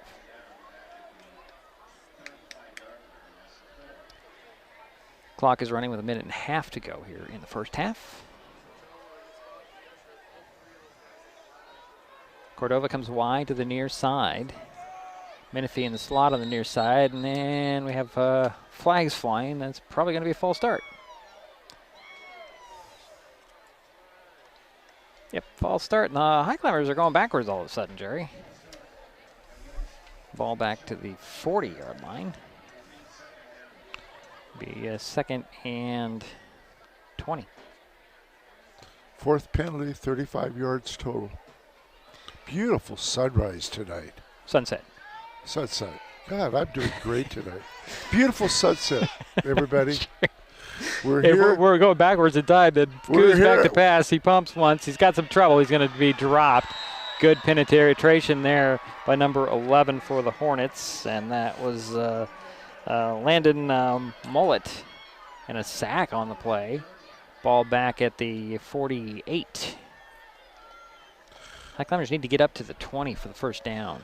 Yeah, they've been going backwards, like you said. And yes, it is a beautiful sunset. It is. It is. In White River. Buckley. Buckley. White River High School. What's the name of the stadium, Jerry? It's got Arrow Lumber Stadium. There you go. Okay, thanks. 30 seconds to remain. Under 30 seconds. Clock is counting here in the half. Goose will turn another penalty on the Highclimbers. I'm not really sure that the Highclimbers are even trying to do anything. They're just trying to run out the half, head to the locker room. Leading 34-0. And another 5-yard penalty. Ball will get back to the Highclimber 47-yard line now. It's going to be 3rd down and what? 33. I don't know if they're going to have time for another play. Let's see. Now clock, yeah, they're heading towards the sideline, so we're going to be through the first half. Highclimbers have controlled this game from the kickoff, Jerry. They just got the ball off of a fumble, and they lead at the break 34-0. We will take a break. We'll be back with halftime statistics and more from Arrow Lumber Stadium at White River High School in Buckley tonight. Halftime score, Shelton 34, White River 0. We'll be back.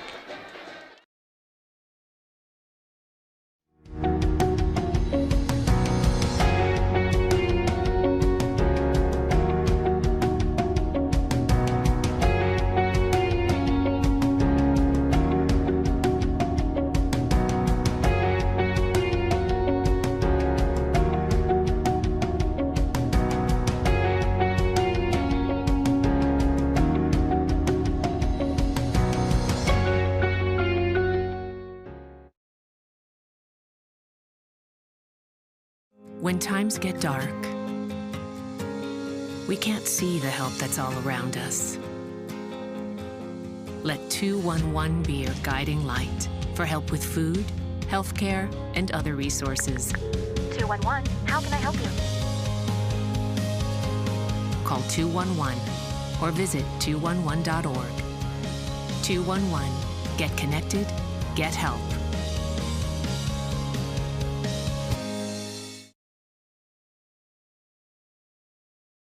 Hood Canal Communications keeps our community connected. We provide communication services that connect friends and family. We're connecting with our neighbors through support of local causes and events. Connecting our students and schools to a world of learning resources. And connecting you to the latest technology with local customer service. Learn more about our community connections, high-speed internet, and streaming TV options. Visit hcc.net today. Mason Health wants you to stay healthy. Are you turning 65? Mason Health can help you maximize all that Medicare has to offer. Did you know Medicare covers preventive services under the Medicare Wellness Program? Medicare coverage includes screenings for depression, diabetes, obesity, and alcohol misuse. You can also get mammograms, pap smears, pelvic exams, and more. Talk to your healthcare provider, or you can find more information on masongeneral.com.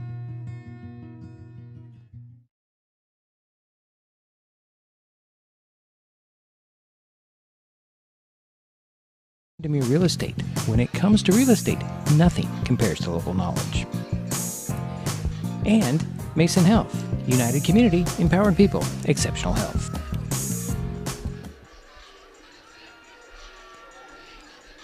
Well, it's halftime. You see the score there, Shelton 34. White River, nothing. Jerry's still doing his tallies up there behind me? Or just about ready. Just about ready? Okay. Well, while he's doing that, I'm going to talk about tomorrow night. We're going to be in Belfair as the North Mason Bulldogs play Stillicum. At Phil Pugh Stadium, we'll be on hand for that broadcast. Kickoff is at 7 o'clock. Both teams looking for the first win of the season. As you know, North Mason lost to Shelton 39-18 last week. Stillicum was blown out by Highline. What was it, 53-0, something like that? 42-0? 51-0. 51-0. Highline, as we learned last year, was quite the team. The Highclimbers went into Burien and came away with an upset. And I got them noticed by the state, the AP, and got them ranked there at 25, was it, for a brief week or something like that last year. Then they kind of ran into Aberdeen. And things kind of just didn't work out too well for the Highclimbers last season, but they're looking to get to the playoffs this season. Yeah. Are you ready to do some stats there, Jack? Sherry. Give me 1 minute. 1 more minute. All right. My ears picked up what you said, Aberdeen. Aberdeen, okay. Well, let's see here.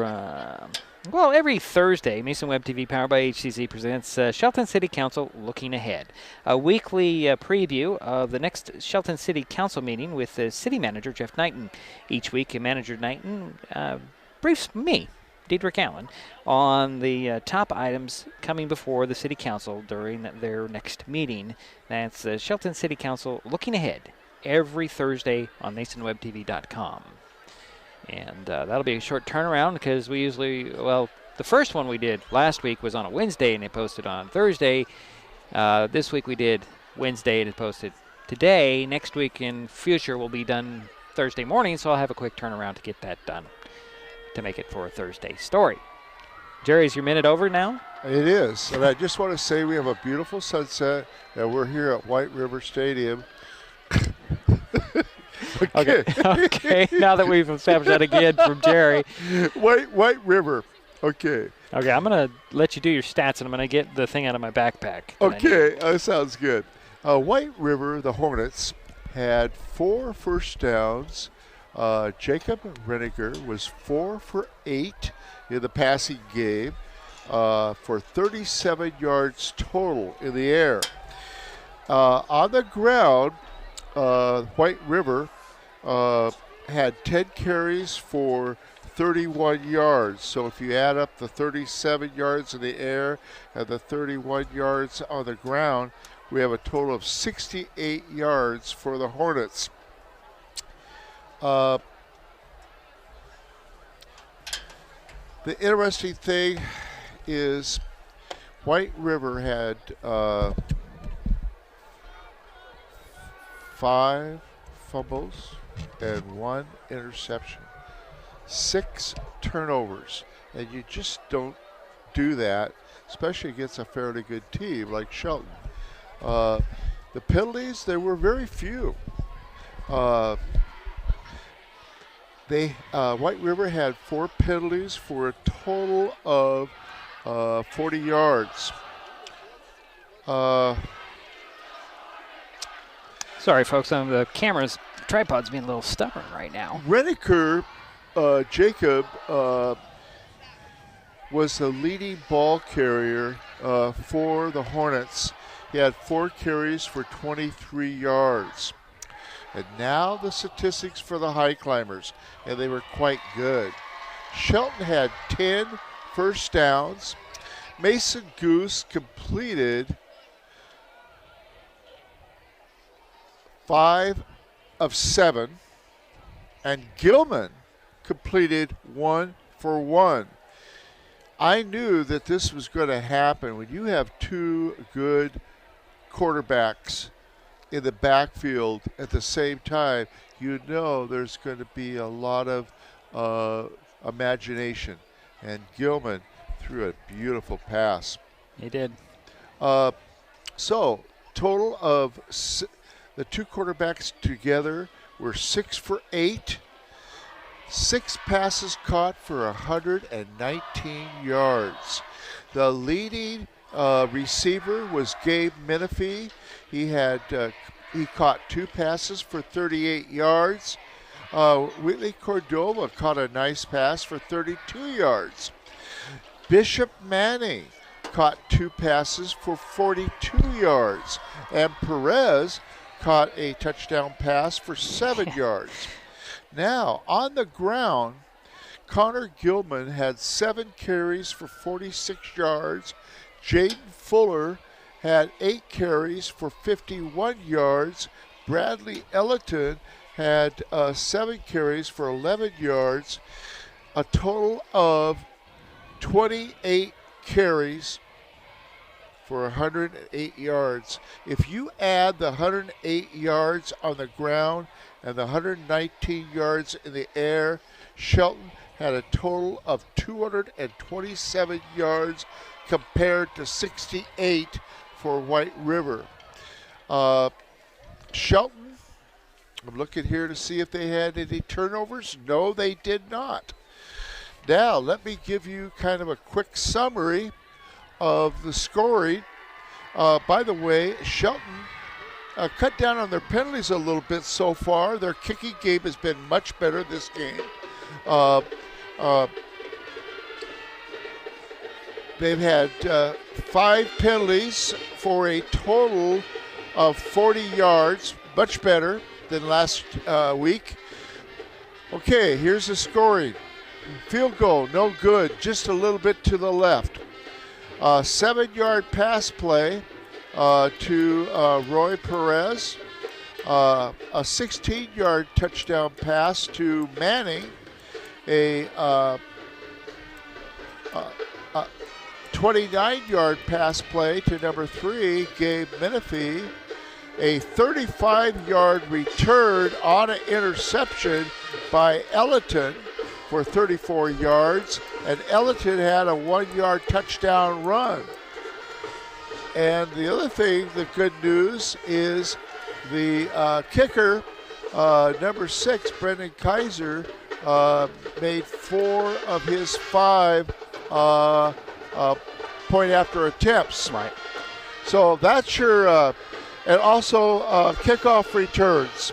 Ellerton had a 10-yard return and a nice 22-yard return. I don't know if you have any questions of me, Diedrich. The only thing, it wasn't a kickoff, it was a punt, right?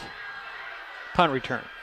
Yes, it had to have been a punt return for the simple reason is the Hornets haven't scored. Right, they haven't kicked off yet. They will kick off to start the third quarter. That is true. Won the toss and deferred, and they are, they're leading 34-0.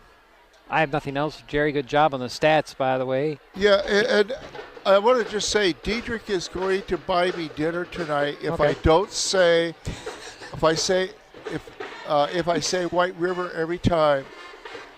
From here on out? From here on out. Okay, sure.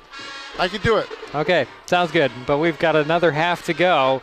Highclimbers with a 34-0 lead at the break. We'll be back with more from Arrow Lumber Stadium and White River High School in Buckley in just a moment on Mason Web TV, powered by HCC. Unlike other health concerns, mental illness is not always easy to see. DEP are... Mental illness doesn't show up on a scale. Bipolar? Sorting out a mental health concern takes professional diagnosis and treatment. Anxiety. I thought so. If you or a loved one has a mental health concern, don't go it alone. For 24-hour free and confidential information and treatment referral, call 1-800-662-HELP. Learn more at samhsa.gov/support.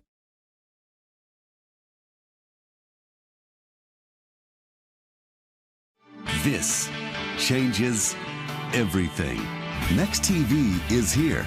It's the full-featured digital TV service delivered to your smart TV or connected devices by fast, reliable Hood Canal fiber internet. Record your favorites on a cloud DVR, then watch from anywhere. Pause and rewind live TV, restart or replay shows you've missed, and more. Call or click hcc.net for a special offer on Next TV today. With all the question marks and uncertainty that surrounds today's real estate market, it is nice to know that there is a local team that has the experience with all types of markets to ensure you make a sound decision, whether selling or buying. The Conklin team at Windermere Real Estate has been a staple in the Mason County community for over 40 years. Feel free to reach out to Jeff, Andy, Chrissy, or Laura with any real estate questions that you may have. When it comes to real estate, nothing compares to local knowledge.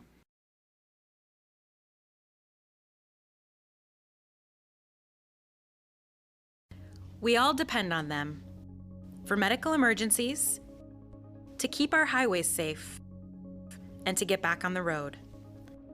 And emergency responders depend on us to watch for them, to slow down and move over. We do it for the people out there taking the risks while helping others, and the people who care about them, because most of us agree that we all share a responsibility for safety on our roads.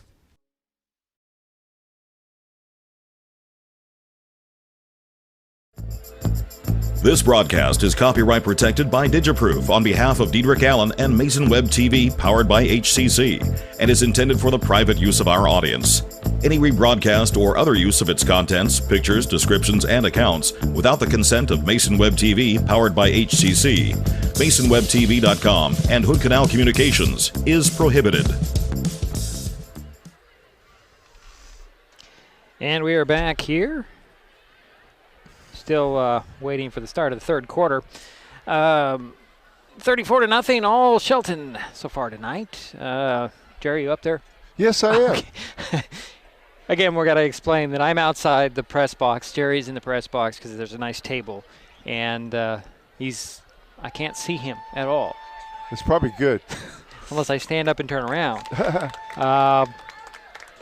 And I mean, this is a great facility, and if it wasn't for the straight-up ladder, we'd be on the top of the press box because it would be an unrestricted view. Yeah. But you know, getting equipment up to that perch is really not ideal. Kind of shades of Roy Anderson Field at Peninsula High School, and their crazy setup there. Can I tell you the truth, everybody? Sure. Diedrich did not trust me lifting the stuff up to him. Well, it's not just that. Well, let's think about getting it back down, Jerry. You packed that one bag all the way across the I did field. pretty well. It was pretty heavy now, wasn't it? Now you have to lift that over your head and up and those ladder. two ladies felt sorry for me.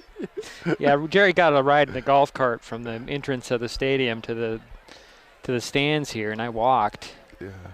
But then I went back to the car, and I got to move it. So we're actually parked closer to the stadium now, so it won't be as bad to get people out. were really nice here. Oh, yeah, they're great. They really great. are. They're great, you know. Yeah. But very pleasant to work with tonight. Yeah. I've seen 3 improvements tonight Okay, from Jerry. Shelton. Back to football. Okay. Can I tell those? Go ahead. Yes, please. Well, one of the improvements I've seen is the kicking game. You know, Brendan Kaiser doing a nice job. Not that he didn't do he did okay in the first game, but really nice job tonight. Secondly, less penalties. Right.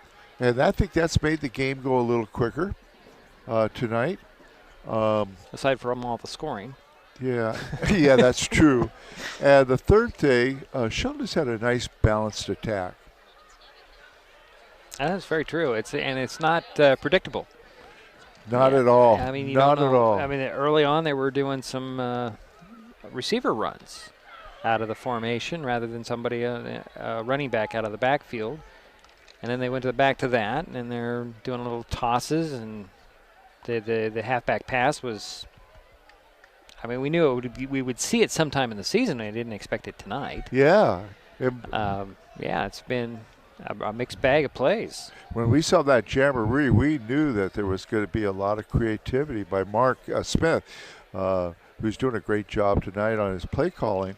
But we knew that Gilman and Goose were going to do some creative things when they're both in the backfield.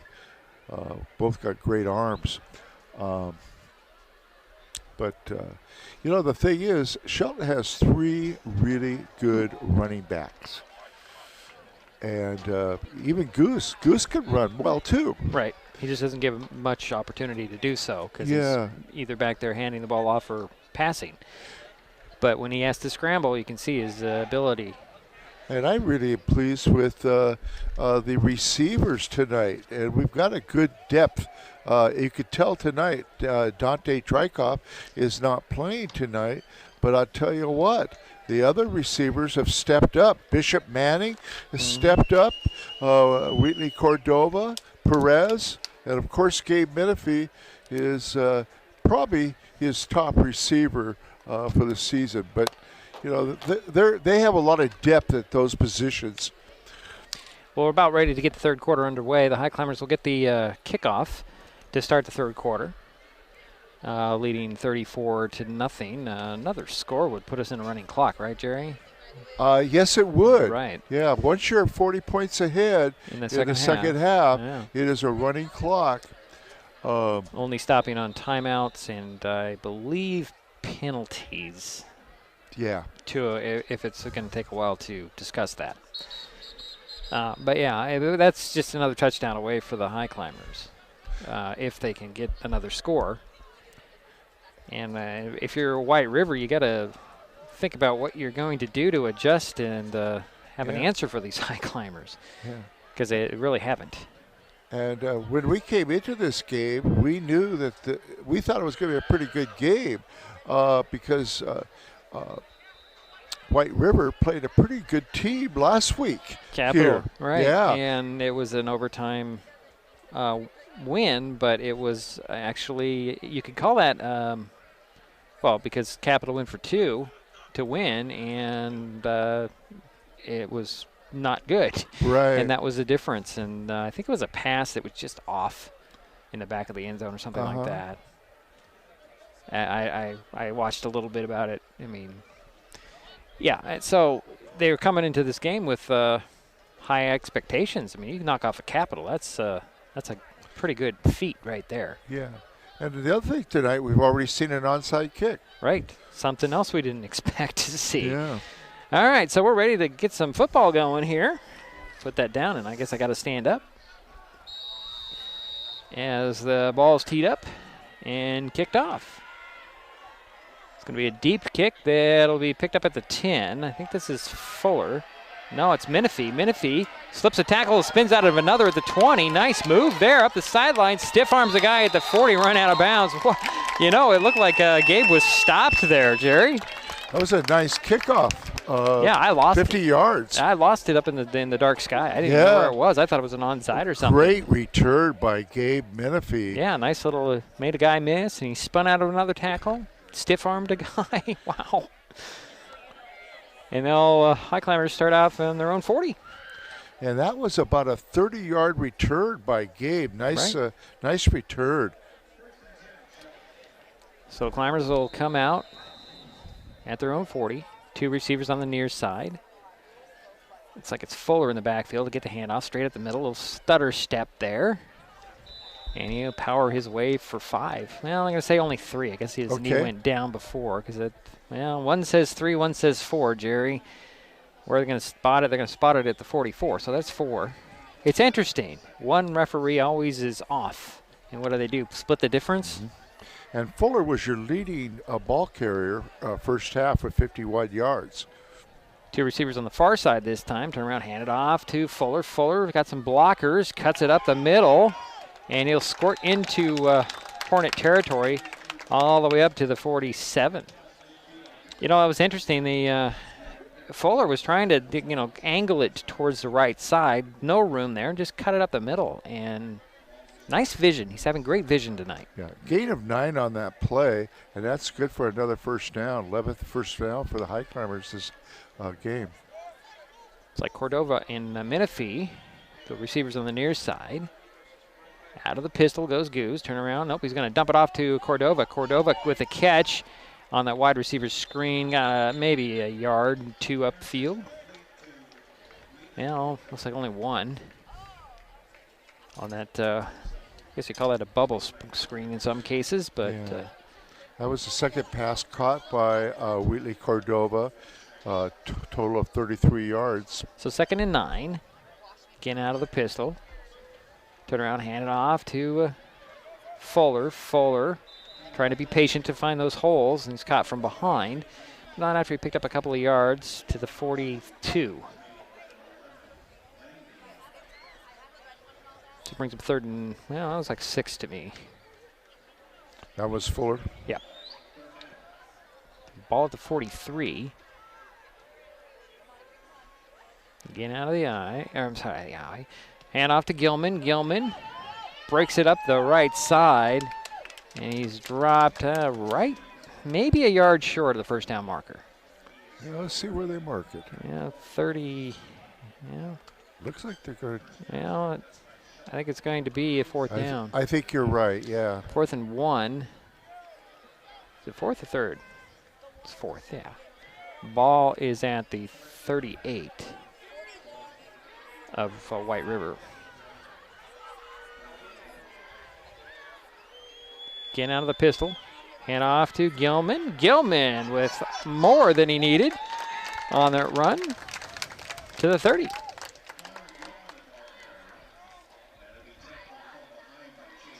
It's a 1st and 10 there for Shelton.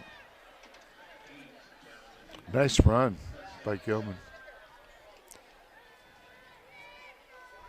So Menifee and Cordova come wide to this near side.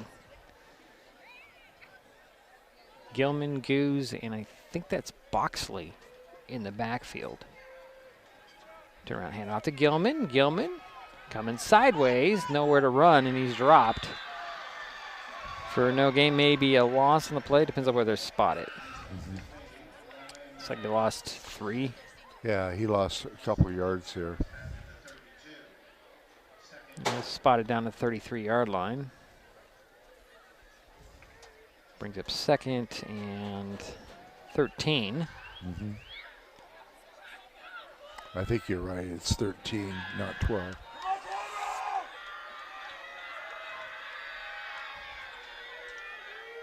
So Cordova and Menifee, the wideouts, but they're tight on the formation. Turn around for the handoff to Gilman.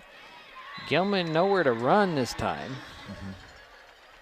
Again, and I think he might, no gain on the play. Loss of 1. Loss of 1 back to 34.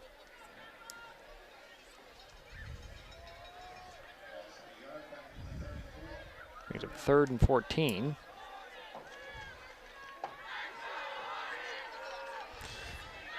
Menifee and Cordova go wide to the far side. Hand off, Fuller back in there, and he's stopped for a loss. Nice tackle there by number 86, I believe. Loss of 2 on the play. That's Aiden Pinkney. And it's 4th down, and it looks like 16. Good defensive stand by White River. Looks like the Highclimbers are going to punt. Got Kaiser in there to do the punting. Yeah, it looks like it, yeah. Yeah, I'm trying to see. There must be Doohan back at the 10 waiting for this punt. There's a snap on target. Kaiser gets it off high, angles it for the sidelines. It'll hit at the 20 and bounce out of bounds about the 15. 22-yard punt. So 1st and 10 for White River at their own 15. 7:23 to go in the third quarter, 34-0. Highclimbers with the lead. Hornets with the ball. That's only the second time that Shelton has punted tonight. Very interesting. My tripod is having some issues tonight.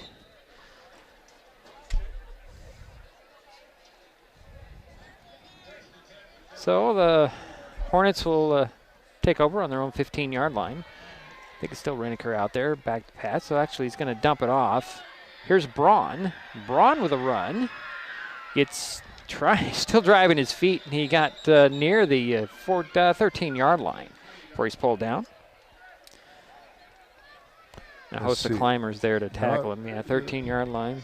I'm sorry, the 18-yard line. Yeah. Okay. No, actually, that's a 23. Yeah. I'm really off here. No, that's okay. So gain of 7 on the play. Yeah, 2nd and 3. Three wide to the near side, 1 wide to the far side. Reneker out of the gun.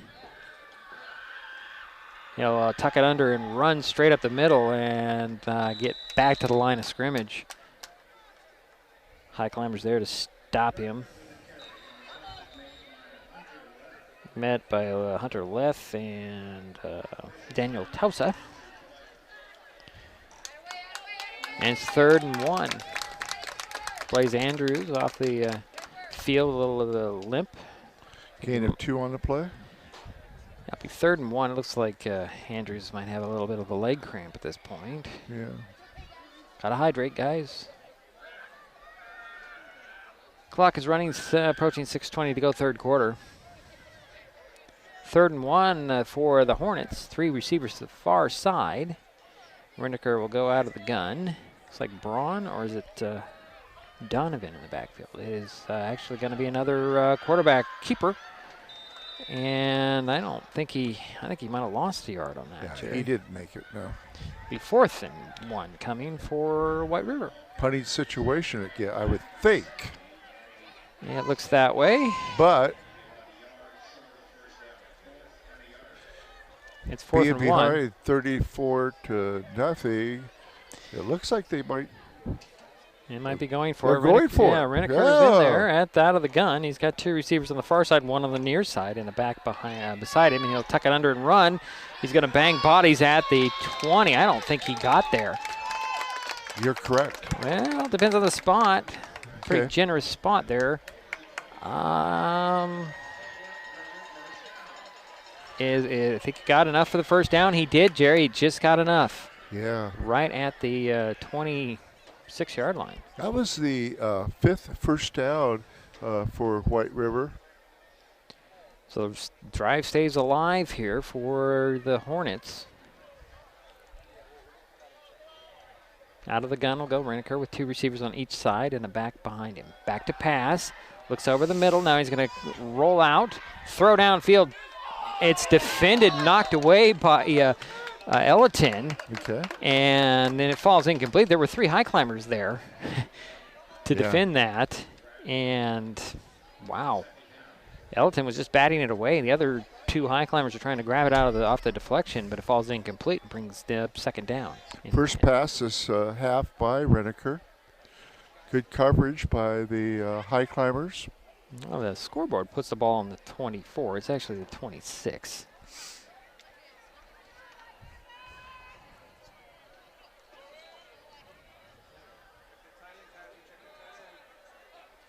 Oh. Well, nobody got over a little loft of a snap, and there's a pitch to Xavier Braun. Braun up the sidelines, runs out of bounds, just shy of midfield, but a good run by Braun.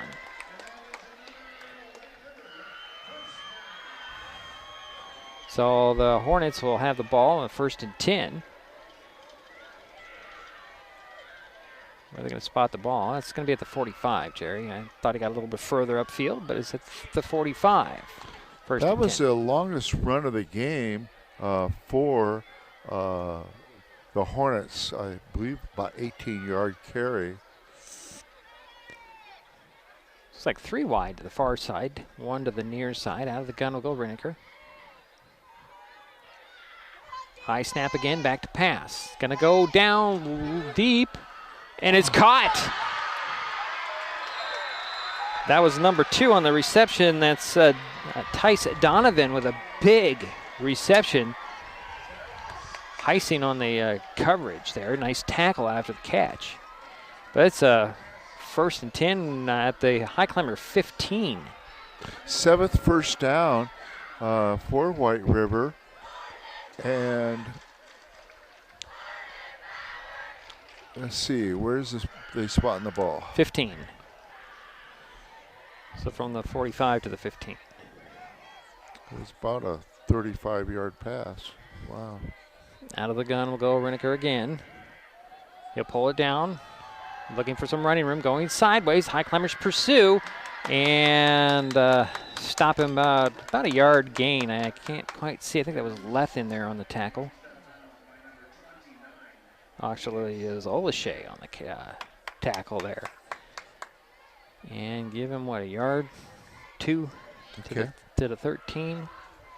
Well, it looks like the 13 on the sidelines. It looks like the 14 in the middle of the field. So I don't know, Jerry. Well, they say the 16, but that doesn't seem right. No, I'm pretty sure it's not the 16. No, it's not. It's looks like it's about the 13-yard line. Okay, we'll give him 2nd and 8. Another high snap. Reneker pulls it down. He'll try to run, and he's just dropped down. And I think that was Blaze Andrews, first guy there, and a loss in the play. Oh, and a flag at the end of that play. Sometimes that could be unnecessary roughness, but let's see what happens here. Right. See what the call is. If we can get it. I got a bug flying around here. I think it's a mosquito trying to get some blood here. So we'll see if we can see what the call is.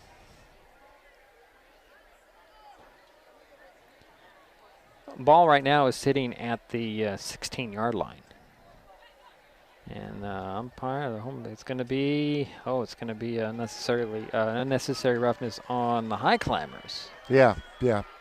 All right. So that's half the distance? Right. Should be 1st and goal from the 8, I would think.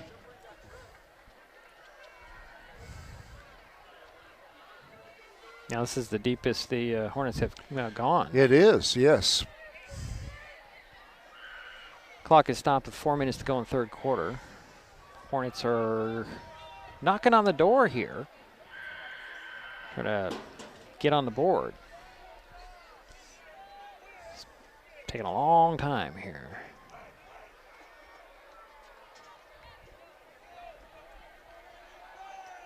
No, they're actually going to call it. It's not a 1st and goal. It's going to be 3rd down and about 3 from the 8. That's interesting. So it wasn't enough yardage to make a 1st down. That's why. All right, so out of the gun will go Reneker. 2 receivers on the far side, 1 on the near side. And there's going to be a penalty and a false start on the Hornets. Oh, that's. I thought he was putting the delay of game thing. Either way, it's 5 yards, and it'll be 3rd down and 8. First penalty this half for White River. 5 penalties for 45 yards. So the ball's back at the 12.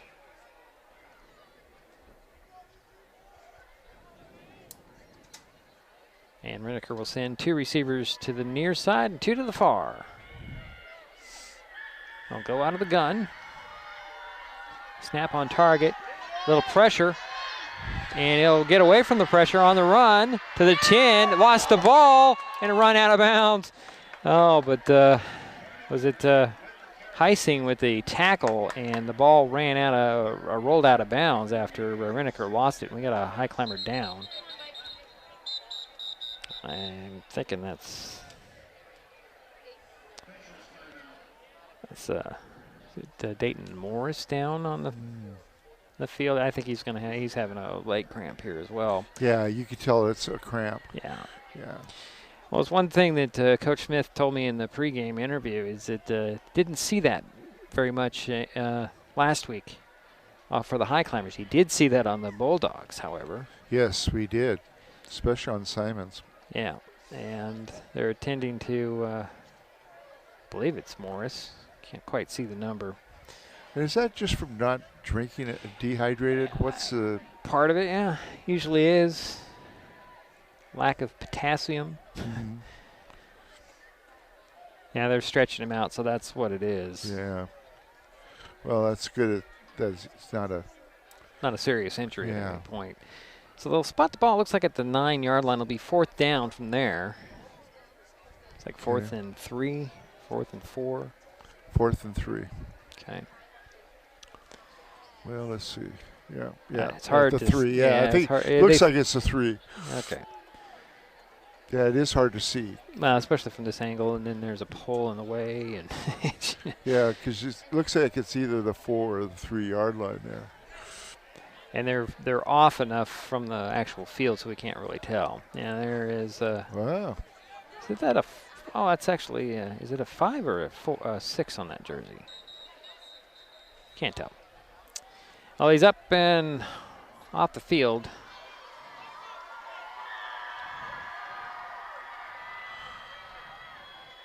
Actually, that was Mario Boxley. Yeah. Getting some. So 4th down. They'll wind the clock. It's 3:01 remaining in the 3rd quarter. 34-0 our score. Shelton with the lead. White River with the ball. Out of the gun will go Reneker. He's got 2 guys beside him, and he's got some blockers, and he's going backwards. Pursuit is there. Reneker's going to turn it up. Gets out, ran out of bounds about the, well, I don't know. It's hard to say from this angle where he ran out of bounds, Jerry. It looks like he might have got a yard. And that'll go over on downs to the Highclimbers.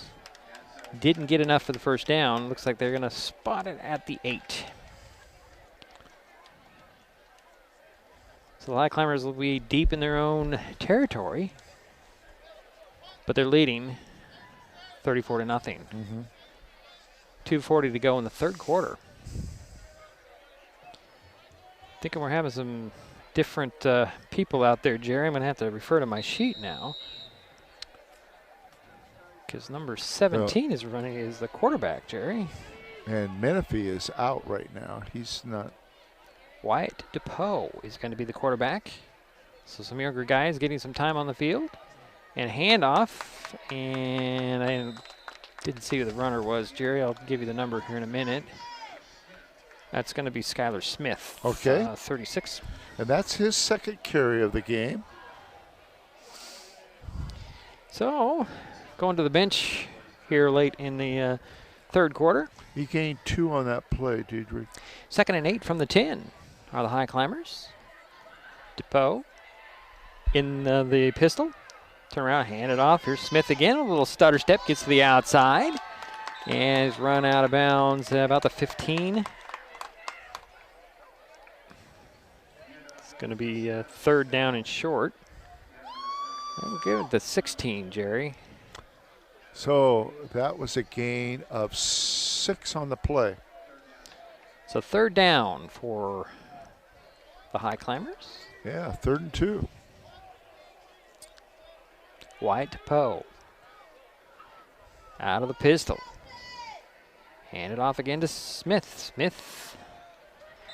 I might have got enough for that first down. Depends on whether they're going to spot it. Looking pretty favorable, though. Just shy of the 20. Oh, it looks like they're going to give him a pretty good spot there. Yep, it's first down, Jerry. Waving the sticks further downfield. That's the 15th first down for the Highclimbers. So 1st and 10. Ball now at the 18-yard line. Out of the gun will go DePoe. Hand it off again to Smith. And Smith powers his way across the 23-yard line, looks like. So a gain of 6 on the play. For some reason, the clock stopped at 52 seconds. And the new quarterback is DePoe? Yes, number 17. Okay, thank you. Try to give you some other numbers as we notice them. It's 38 is the running back. Yeah, Skylar Smith, yeah. Okay. Brotherton, one of the receivers, along with 33, and that's Fryer. Oh, there's a penalty on the play. That's why the clock stopped. Okay. Penalty against the Highclimbers. Did you see what the call was? No, I did not. Joel Hernandez also out there. He's wide in the bunch. DePoe go out of the pistol with Smith behind him. 3 receivers in a bunch wide. You can't really see them. They're behind the marker. He's going to dump it off, and it's I was going to say it was complete. It's incomplete. That was an incomplete pass. But the Hornets kept playing, Jerry, and that's a good that they kept playing. Incomplete. That was a first in what they're saying on that scoreboard. It's going to be second down and 17. Yeah, the receiver was looking at an open field there. And blockers as well. Yeah. He had a lot of running room and some he blockers. He did have a lot of running room, yeah. So second down. Ball's back at about the 8-yard line. And a handoff in the middle. Say it's Smith again up the middle. I didn't quite see it. It's across to the 12. Brings up 3rd and long.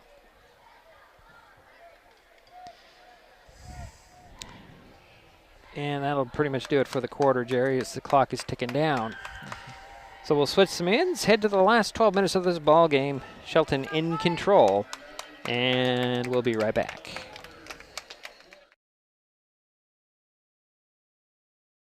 Hood Canal Communications keeps our community connected. We provide communication services that connect friends and family. We're connecting with our neighbors through support of local causes and events.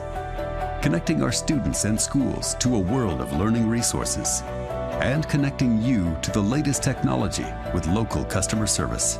Learn more about our community connections, high-speed internet, and streaming TV options. Visit hcc.net today. Kids will be kids, which just goes to say kids will be curious. They get into everything, everything. If there's a loaded firearm in the house, they could get their hands on that too. Keeping firearms locked, unloaded, and stored separately from ammunition in a place inaccessible to kids can help keep your loved ones safe from family fire. Safe gun storage saves lives.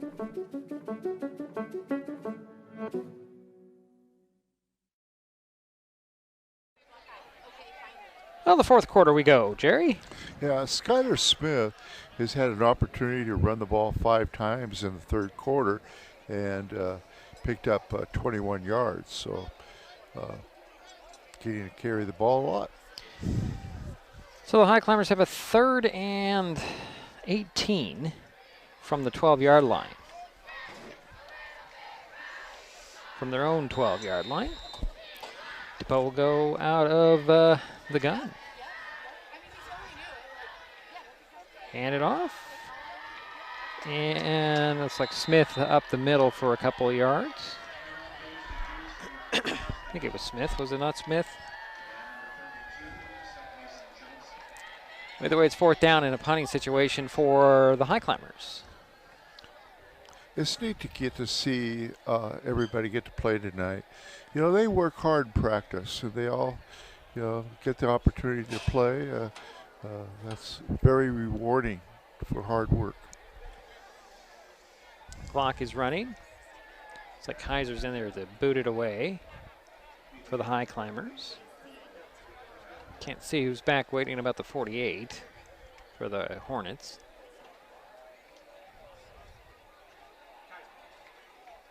Here's the snap. Kick is nice. High. Beautiful punt.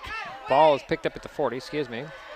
45, 50, 45 now, 40 down the sidelines. And that was number 4. That's Lyle Dolajon? What am I looking at? Yeah. Okay. Lyle. Nice return. Yeah. So the Hornets will start this drive on the Highclimber 34. 33. I think this is the second time or the third time they've had it been in Shelton territory. That was a nice punt, by the way. 46 yards on that punt. Reneker still in there at QB for the Hornets. It looks like the back is number 12, Braun. Snap, a little toss to him. Coming around this side. Slips one tackle and then rolled over by Perez and Leth. And we 94 was in on that. That's it. 94 or was 34? Is there a 94? Okay. Donovan Porter. We have a downed Hornet at this point. 10:47 to go in the ball game. All I see is a 2. Is that Braun down, you think?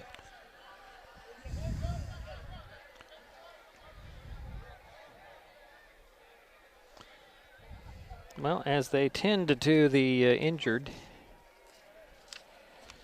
Hornet. Braun has had some success on the ground here in the second half. He's had 3 carries for 29 yards, so doing pretty well. If you are enjoying this broadcast, please give us a like on your favorite social media. You can follow us on Facebook and Twitter with the handle at Mason Web TV. Also consider subscribing to the Mason Web TV YouTube channel and hit that bell to be notified the next time we go live. And you can now find us on the Twitch video streaming service.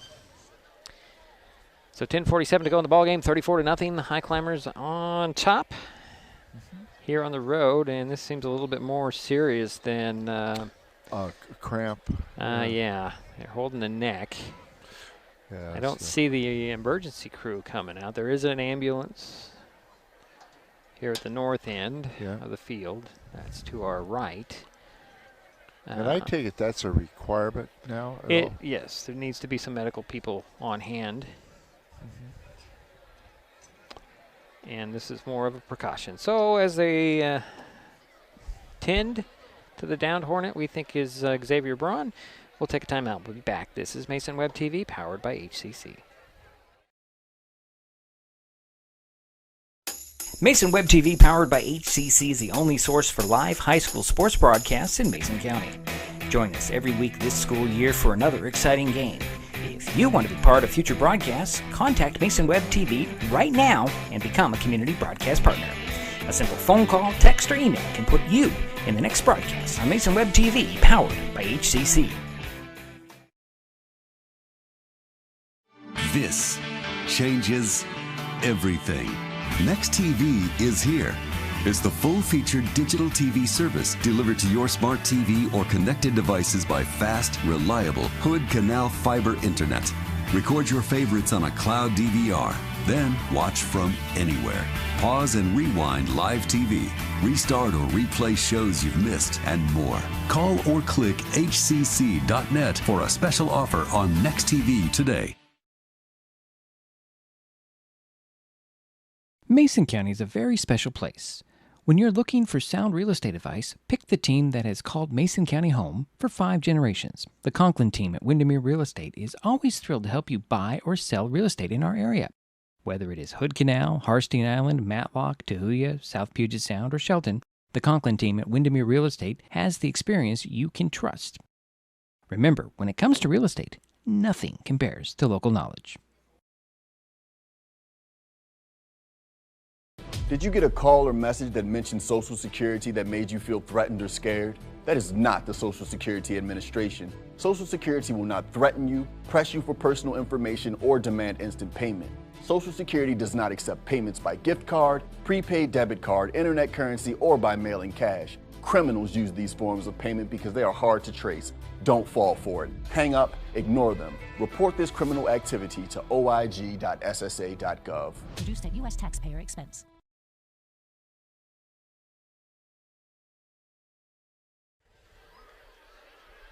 Yeah, we are bringing out the stretcher, Jerry. Not a good sign. No, it's not. And I was just looking up number 17, Wyatt DePoe. He's a sophomore, and I was watching him here throw it on the sideline, the football. He's got a nice arm. So it's 34-0, 10:47 to go here in the ball game. We have a delay for an injury, and they've got the stretcher out, which I think is a little bit odd. They usually don't they usually drive the ambulance onto the field? Yeah. But maybe it's just not, it might not be a good idea. They're attending to the downed Hornet, who we believe is Xavier Braun, but we're not exactly sure. All I can see is a number 2, and it's the second digit. And I don't think it's going to be 22. No, I don't think it is. I'm trying to scan the players on the field. I don't see either one of those gentlemen, but I believe Braun was a carrier on that play. Yeah, his number's 12. So right. Well, let's just hope that he's okay. They're going to be okay. And as they still tend to him, we will take another break, and we'll be back. 10:47 to go in the ball game. 34-0, Shelton on top. We'll be right back.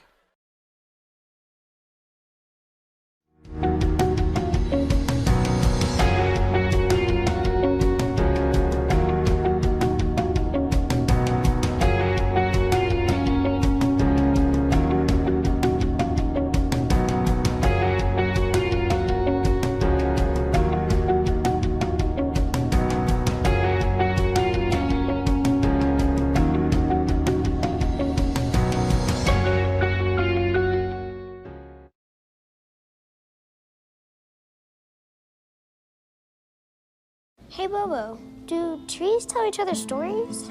I'm sorry. I'm afraid I don't know that. Hey, why don't we go find out? Listen. Can birds draw pictures? I don't have an answer for that. Dad, do stars visit their friends? Look!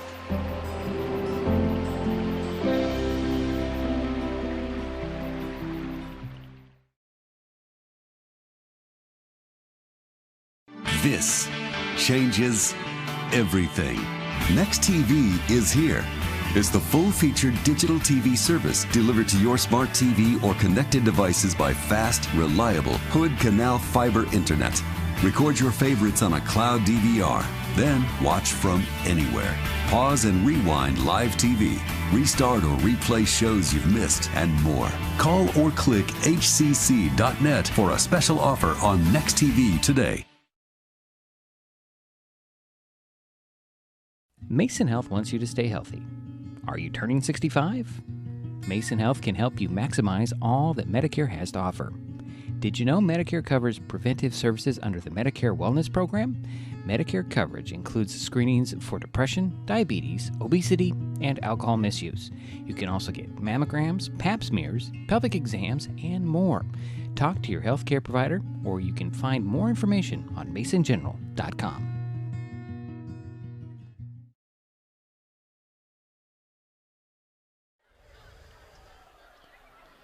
Well, Jerry, it's not looking any better for this downed White River player. They have the shoulder pads off and his jersey off. Yeah. And there's a lot of concern if you look over at the stands.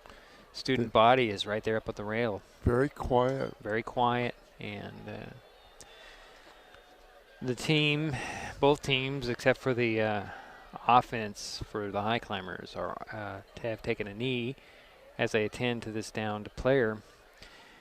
We're hoping this is just a precaution. You know, it could just be a little stinger or something, as they call it. But, you know, we want to be cautious on these situations. Yeah. And this is exactly why you have emergency medical crews in nearby, if not at the stadium, because it's nothing like having to call in somebody in a situation like this. So. Well, I'm sure they're going to probably take him to The nearest hospital for sure. Yeah, the ambulance is. I see it over there, but I don't. Well, it's stretchers out there, so they'll wheel him off on it. But it's the way they're holding his neck and his head, making sure it doesn't move. It is definitely trying. They're trying to be cautious because you don't want anybody to be severely injured. Absolutely. Playing football. Absolutely. Safety is first in all situations. And we've seen such an improvement in safety protocol in the last few years, with the concussion protocol, right. Being very careful on that and not trying to eliminate targeting. Right. The WIAA is definitely established some very good protocol rules. Right, and it's also the National Federation of High Schools as well, and they come up with the rules for all their sports. So I moved the camera off of our injured player. There's no point to keep the camera on him as they work to stabilize make sure his neck is stabilized, put him on the stretcher, and get him off to the nearest ER, which I do believe there's one in Buckley. I'm not sure. It sure was a beautiful trip up here, wasn't it? It was a nice drive, aside from the traffic. Getting to see Mount Rainier. Right, yeah, just standing out there boldly like it always does. Yeah. Well, it's still 10:47. That's where we're stopped. Highclimbers, well, actually, they'll be on defense when we do resume this game. But it's going to be a long delay here while they still attend to this. Jerry had something else to say? Yeah, so next week we travel to WF West? Right, open Evergreen Conference play in Chehalis. Yeah. Got the go-ahead from the athletic director down there. Good. So I'm not sure where we'll be, but we'll be in the stands somewhere because he said we'll find a place for you. Come on down. Good. So we'll see how that all folds out, Jerry. And I look at this league, the Evergreen League, and there's some tough teams. Yes. You look at Tumwater, they're always tough. Right. They played well last week, I believe, against Burlington. Oh, was it? Yeah, I think that's where I went to high school, I didn't even check. Oh, is that right? Yeah. And not to brag or anything, but when I was a senior, the Tigers did take the state championship at 2A. They've had some good teams up there. Oh, they had? Yeah. Ferndale now. Oh. You're looking now at Linden. Linden, Cedar Woolley's been pretty tough always. Yeah, I mean, I came from Skagit County, so there was always Burlington, Mount Vernon, Cedar Woolley, and you throw in Anacortes, and that's always you throw Stanwood's been good, Arlington's been good. It's good football up in that area. WF West is going to be a good opponent next week. They, I believe, got second place last year in the Evergreen League. Yes, right behind Tumwater. And teams are improving because Aberdeen's also improving. So it's not a gimme league at all. It's not at all. And Shelton definitely has improved. I think has improved. But I think it's a 4-team. It looks like there's going to be 4 teams in the contention. We don't know for sure. We're just speculating. Right. If they stay in the same format as they did last season, there would be the 4 teams. And if you remember, there was that 3-team tiebreaker for the last 2 spots in the playoffs, 3 and 4. And Shelton was in the running, and they just came a point short, Jerry. Yeah, the Kansas tiebreaker. Yes, that's a tough format sometimes. Right. Well, and I talked to Coach Smith afterwards, and he just said he made a decision. It went for 2, and it failed, and they were on offense first time, and the team came out, scored a touchdown, kicked the point after. That was it, and that was Rochester. So Rochester and Aberdeen went in to the playoffs. And the interesting thing is Shelton beat Rochester in the regular season. Right, that was the situation. They beat Rochester but lost to Aberdeen. Yeah, and Aberdeen definitely has improved this year. They beat Hoquiam 40-0 at Hoquiam at Grizzly Stadium. Is there a name for that matchup? Yes, that's well, I played in that. Geez. Many years ago. Yeah, but you know, that was the game that was the no, it's all right if you can't think of it, Jerry. It's you know, you've been away from that area for a while. Yeah, so. And I miss it. I've had a chance to be down there this week, and it really was fun. We're planning our high school reunion in a couple of weeks here down in Aberdeen, our 56th high school reunion. I'm really looking forward to that. Right. There we have some more emergency medical crews coming across the field, Jerry. I'm not sure why we need more people involved in this. I mean, but they know what they're doing. We don't, and we'll take another time out. So not to stop your story about your reunion, but we'll take another time out. We'll be back, and hopefully we'll get the game resumed here, and everything will turn out fine for Xavier Braun. We'll be back. Hood Canal Communications keeps our community connected. We provide communication services that connect friends and family. We're connecting with our neighbors through support of local causes and events. Connecting our students and schools to a world of learning resources. And connecting you to the latest technology with local customer service. Learn more about our community connections, high-speed internet, and streaming TV options. Visit hcc.net today.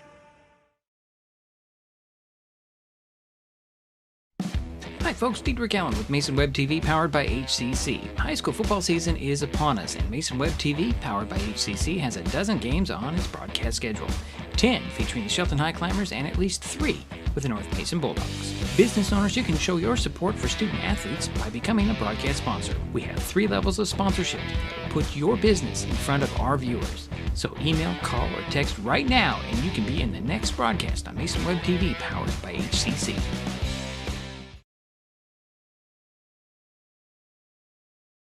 Hi everyone, Al Roker here. As a guy with his own catchphrase, I appreciate that Smokey's only said, "Only you can prevent wildfires." But I'm filling in because there's a lot more to report. Like when there are parched or windy conditions out there, you gotta be extra careful with things like burning yard waste. After all, wildfires can start anywhere, even in your neck of the woods. Go to SmokeyBear.com to learn more about wildfire prevention.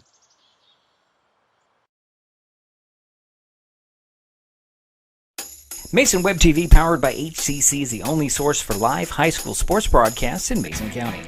Join us every week this school year for another exciting game. If you want to be part of future broadcasts, contact Mason Web TV right now and become a community broadcast partner. A simple phone call, text, or email can put you in the next broadcast on Mason Web TV powered by HCC.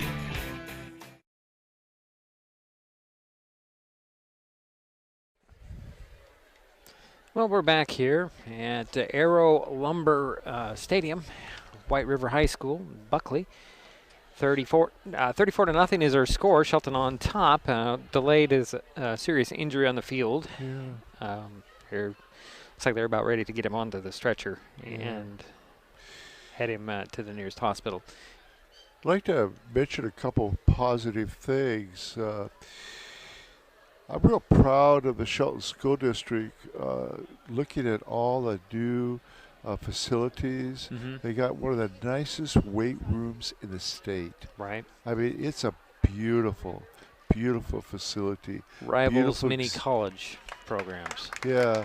And they finally get who we assume is Xavier Braun on the stretcher. Getting some nice hand from everybody here and his team. Wishing him well. They're going to do a little bit of a warm-up, I would imagine, here. You know, before they another get back. positive thing, Diedrich. We had 80. Oh, look at that. Yeah, now, you talk about sportsmanship. Yep, Look at that. That's, I don't know if you could see it on the camera, but that's the Highclimbers going around the stretcher as they roll up towards the ambulance. That is really good sportsmanship. Every single one of the Highclimbers. Yeah. You know, Highclimbers, some positive things that I'm seeing. They had 86 players turn out this year. 86. Right. And that's enough for 3 teams. Of course, a varsity, a JV, and a freshman team. That's going to pay real dividends in the future. And the other thing is the kids are getting involved in the weight room a lot more. Right. They've got a great weightlifting coach, Josh Monroe. He's doing great things. He's full-time there in the weight room with the kids during the day. So it's a real positive. They've resurfaced the tennis courts. Right. The track has been redone. Got artificial turf on the softball field and the baseball field. Oh, the baseball fields are great. Yeah. Of course, the new turf that's at on the Jack Stark Field. Mm-hmm. Yeah, some great improvements. I think they've done some improvements inside the mini dome as well. Oh, good. Yeah, you can't really explain to it. It's just better locker rooms, better storage, better use of space, basically. Aside from the expanded weight room. The Wesley room is a lot right, better. Right, yeah, that was another improvement. Yeah. I'm just watching these kids in these bleachers, Jerry. I just can't imagine. They do things, they trip, they fall, and that's things that we worry about when we're just walking. Yeah. So there's older people like me that like to use the handrail. Yeah, well, I'm not too far behind you, you know. Well, at least I won't have to carry that one thing too far. No, yeah, that's true. But you could ask for something lighter. No, you know. I'm stubborn. You're just like you. Just like me. People don't understand. It's your equipment. It's my equipment. It's my livelihood. I don't want to. If somebody's going to break it, it's going to be me. Oh, okay, and that's really what it's all about. Yeah. I mean, you do have some very nice equipment. And, well, 10 years of doing this, we'll do that to you. Well, like I said, that's one of the reasons why I like working with you, because you put a lot of effort into this, and it's neat to work with somebody like that. All right. Well, business owners, Mason Web TV, powered by HCC, can help you reach potential customers and expand your client base while showing your support for student athletes. How, you say? Well, by becoming a broadcast sponsor. We have 3 levels of sponsorship, and that will put your business in front of our viewers. You can also buy advertising on MasonWebTV.com and reach everyone that visits our website. For more information, send an email to MasonWebTV at hcc.net or give me a call. And we're about ready to play, and I'm trying to do some business here, and they're going to start playing without me here. All right. So we got a new quarterback in there, and he's going to throw a pass to Reneker. And did he catch that? No, he did not. It was out of bounds. It's a great little pass there. So the quarterback, if I can grab the Aiden Rathbun. Thank you. Number 10. Must have been the guy holding the football in the warm-ups. Don't have any information. Do you have any information on Aiden? On that yellow sheet, maybe? All I know is no, I don't. Okay. Nothing. So Aiden will go out of the gun in a high snap, handled it well. He's going to pull it down, look downfield, throw, and it goes incomplete. Again, intended target there was number 20, and that was Schmidtke. Yeah, it goes incomplete, and it's 4th and 6. Quickly. So we're playing 10.5 minutes. 10:31 remains in the game. Now, Aiden is a junior. Okay. That's what we know. He's a junior. He'll send 3 receivers to the near side and 5 to the far side. Go out of the gun with an empty backfield. Another high snap, handled well. Here comes a rush. Oh, almost getting to him. Heising's going to chase him down from behind. Who was the guy that almost got to him? Number 94. That's Donovan Porter. Almost got to the quarterback. Number 10 is pretty mobile. Yep. He snuck away. Yeah, he did. But didn't get enough for the first down. It'll be a Highclimber ball. 10:25 to go here in the ball game. Good to see DePoe again at the quarterback. And we'll have a different running back as well. That'll be Ethan Roberts. Okay. Number 37. 37, okay. DePoe will go out of the gun. Little flip there. And who is running backwards here? Who slipped out of one tackle and then ran into another. That's Isaiah Fryer. Is that right? Number 33? Yeah. Yep, you're right. So Fryer lost a few yards there. Second down. Yeah, lost what? Up a 5? Yeah. Ball spotted at the 23-24. And we're going to have a timeout here on the field. Is that going to be on White River, it looks like? Their first of the half.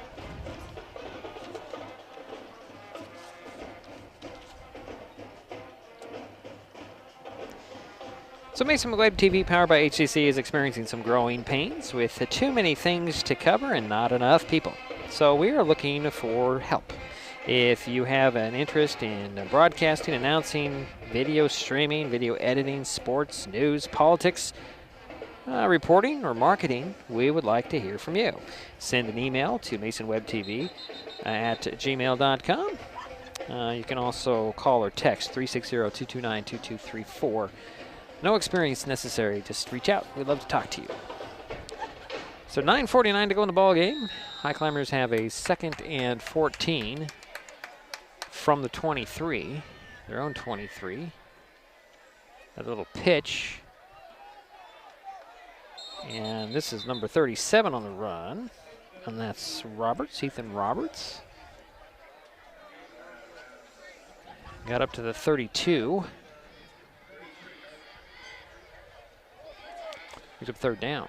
Yeah, gain of 4 on the play by Roberts. Looks like it's going to be 3rd and 7 maybe. Oh, okay. 7 yards? Yeah. Okay, thank you. Their handoff. There is Smith on the carry, trying to get around the outside. He cuts it upfield and he gets to the 40. Looks like it's going to be a 1st down. Yeah, 16th first down. Up to the 41-yard line. So a 13-yard gain. Clock is running. Approaching 9:20 to go. Out of the gun will go DePoe. He's got 2 receivers on each side. Little handoff there. The man around the edge. It's cut down there. The runner was number 20, Jerry. That's been Morford. And a loss on the play. You say number 20? Yes. Okay, thank you. Yeah, Ben Morford. Okay. Ball back at the 27-yard line.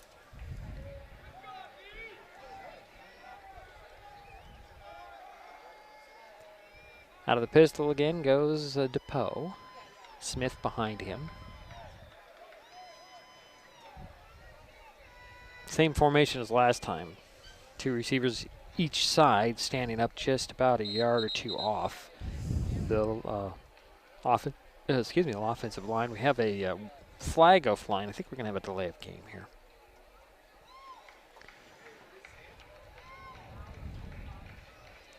So they'll march him back. No, I could call it a false start. Ball back at the 32. It's 2nd down. It looks like 20, Jerry. Or 19. Highclimbers need to get to the 49 of White River for the 1st down. Yeah, they've got it at 2nd and 18. It seems like it might be a little longer than that. But well, it's 19 if you do the quick math. Okay. I don't think that was a false start. That last penalty must have been a delay game.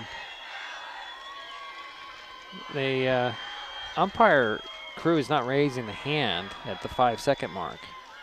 There he goes. Okay, there's the snap, handed off. Here's Smith. Stutter steps, tried to break it outside, and down he goes with that hive of Hornets. And another loss on the play of a couple yards. Ball back at the 30-yard line now. Well, the unfortunate thing is Wyatt DePoe has only thrown it one time here in the second half, and so they know that they're going to run it. And, yeah.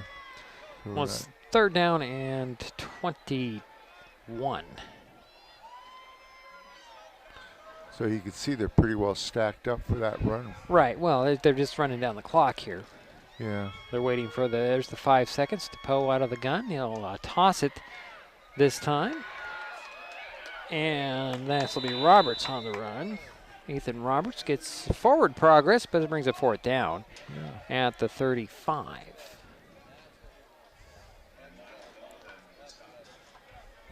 Make it 36, 37 yards. So that was a lot more yards than I expected. Yeah, nice run there. Yeah, so that would bring up 4th and 14. Ben Morford.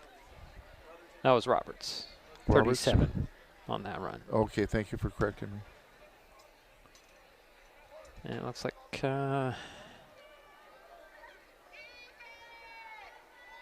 Kaiser in there to punt it away for the Highclimbers. 6:25 to go here in the ball game.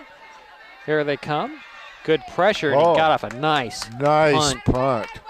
That'll be picked up at the 28. And that was number 4, Dolhan. A couple of yards return to the, 30? 38-yard punt. Actually, 29 is where the Hornets will start out. Okay. 6:15 remaining in the ball game. Hornets would love to put something on the board.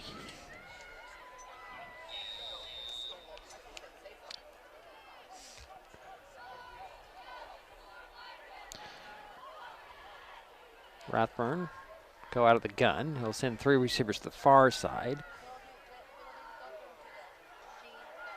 1 to the near side. Back to pass. Throws. It's complete. And who caught that over there on the far side, Jerry?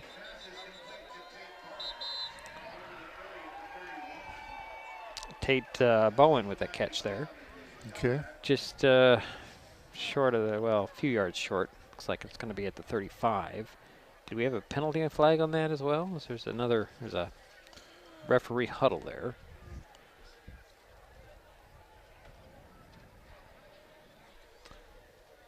Must be the clock has stopped.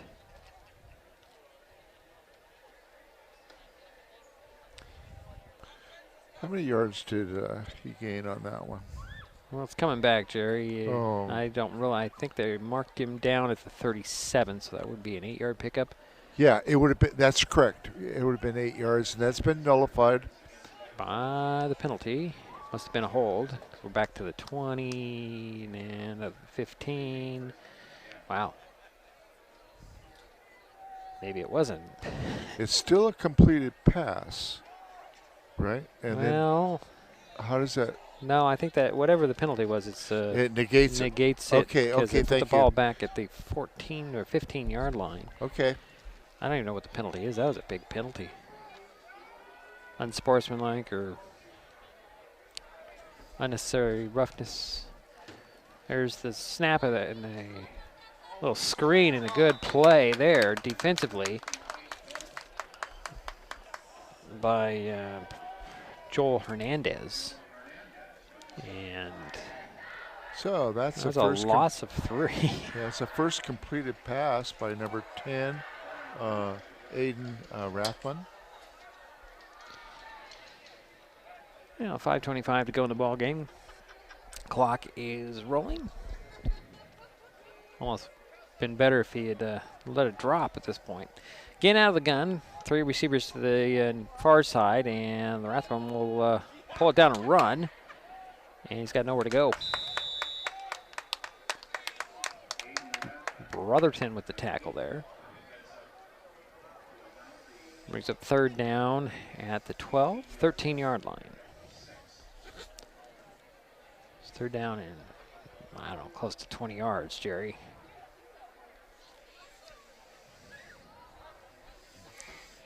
Clock is running, under 4:40 to go here. Yeah. Scoreboard says 3rd and 22, but it's kind of hard to tell from here. It's kind of hard to tell at this point. Hornets taking their time, man in motion. There's the snap. Got a guy there, it's complete. And up near the 40s, number 17 on the reception, and that is Denver Millette. And that's 1st down for the Hornets. 4:16 remaining in. That was a pretty pass. But that was actually, is it 1st down? Yes, it is 1st down. Yeah. They just haven't changed the marker on the field.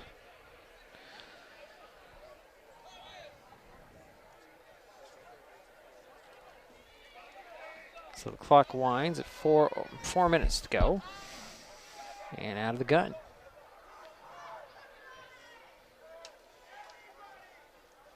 Hand off this time.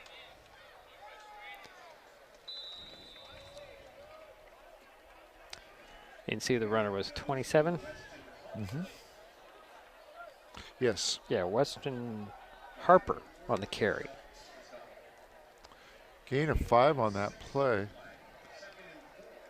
Yeah, I'll give him 6, Jerry. It's at the 46. Okay. Yeah, I'm you're right. You're right. I'm feeling generous. You're right. You're right. Yeah, it's more than halfway. 2nd and 4 for the Hornets. 3:20 to go in counting. High snap again. Handled it well. He got it back, but it's under some pressure. It's going to throw downfield. Oh, it's complete.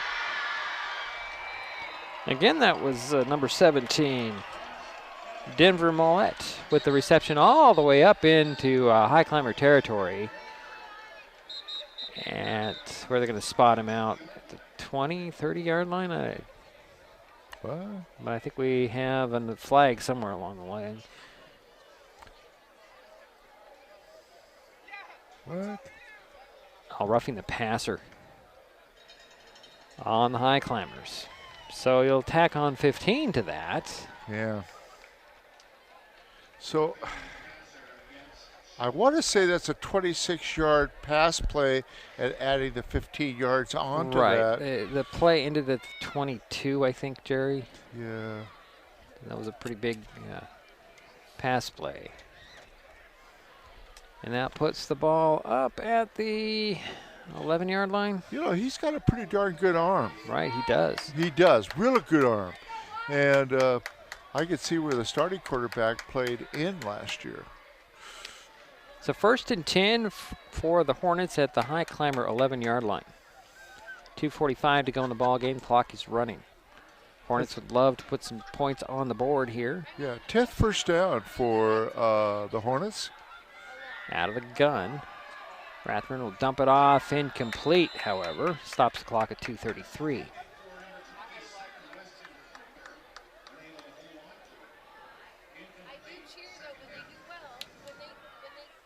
So bring up 2nd and 10 from the 11. And Rathbun, Aiden is 3 for 6 in the passing game.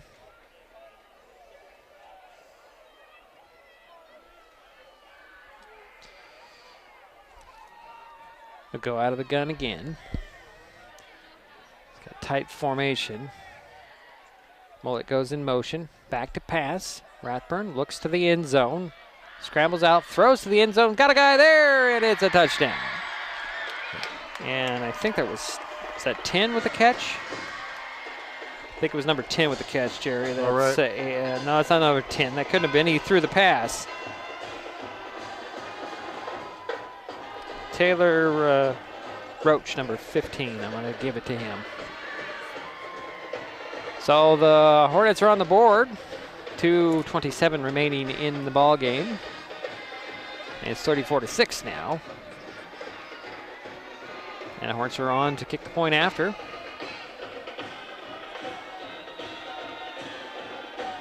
Braden Buckness is on to kick the point after. Oh, sorry, too far back. And he got it. So 2:27 remaining in the ball game. 34-7 now. We'll be right back.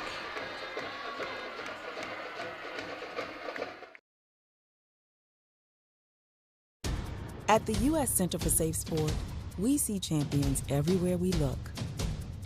In every sport, on every court, we're building a foundation to ensure all athletes are safe, supported, and strengthened. At the U.S. Center, just our job. It's our promise.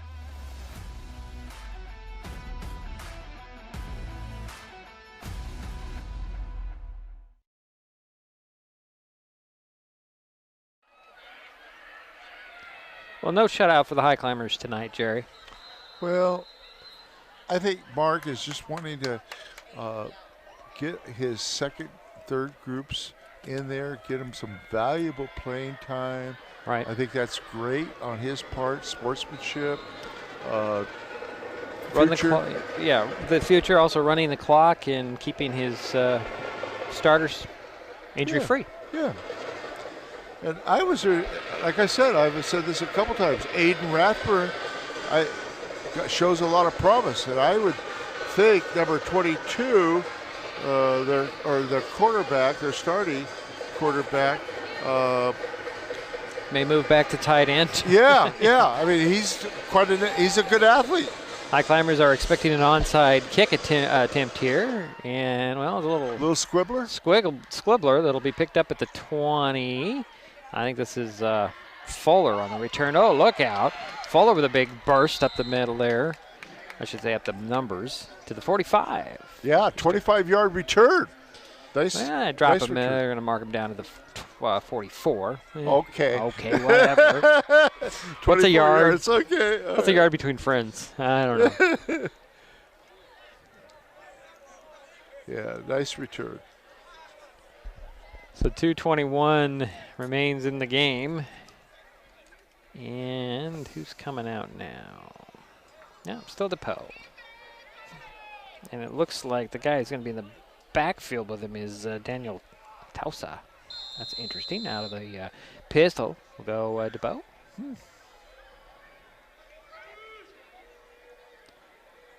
Turn around and hand it off to Tausa. Tausa just bowls his way ahead for a yard, Jerry. Give it to the big man. Let him run the ball. Kind of like remember the refrigerator? Oh, yeah, the fridge, yeah. For the Chicago Bears? Yeah. You don't have any of those players anymore, do we? We don't see too many of those. You don't see too many fullbacks. Defensive linemen running. Yeah. The big fullbacks, no. Well, Smith is back in there this time. 2nd and 9 from the 45 are the Highclimbers. 1:45 and counting on the game clock. Running the clock down here. Here's their 5-second warning. DePoe out of the pistol. Turn around, hand it off to Smith. Smith bounces it outside. Gets run out of bounds into Hornet territory at the 45. And it looks like good for another first down. Yeah, well, I would mark him out at the 46, 1st and 10. Okay. 1:21 remaining in the ball game. Clock will stop there. Gain what, of 10 there? Oh, more than that. 11, 12? Okay. Well, where was it? The 44 to the 44. Okay, 11. We'll go with 11. Okay, sure, thanks. Thanks. Looks like we're going to get into kneel down here. As we're under a minute. And DePoe will take a knee. Ball back into Highclimber territory at the 49. But the Climbers are just going to have to snap it one more time, I believe, and that should probably pretty much do it.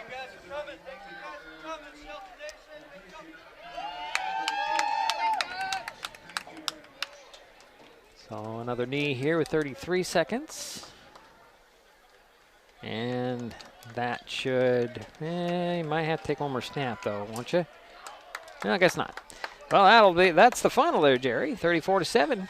Highclimbers improved to 2-0 on the young season. Good way to head into conference play. As we wait for the clock to go to triple zeros. And it'll be official in the books now. 34-7, the final score. We'll take a timeout, be back, wrap this thing up, talk about what's coming up next, and of course we'll get some game statistics from Jerry Apple. This is Mason Web TV, powered by HCC. We'll be back. Hood Canal Communications keeps our community connected. We provide communication services that connect friends and family. We're connecting with our neighbors through support of local causes and events. Connecting our students and schools to a world of learning resources. And connecting you to the latest technology with local customer service. Learn more about our community connections, high-speed internet, and streaming TV options. Visit hcc.net today. Hi folks, Diedrich Allen with Mason Web TV powered by HCC. High school football season is upon us, and Mason Web TV powered by HCC has a dozen games on its broadcast schedule. 10 featuring the Shelton Highclimbers and at least 3 with the North Mason Bulldogs. Business owners, you can show your support for student athletes by becoming a broadcast sponsor. We have 3 levels of sponsorship that will put your business in front of our viewers. So email, call, or text right now and you can be in the next broadcast on Mason Web TV powered by HCC.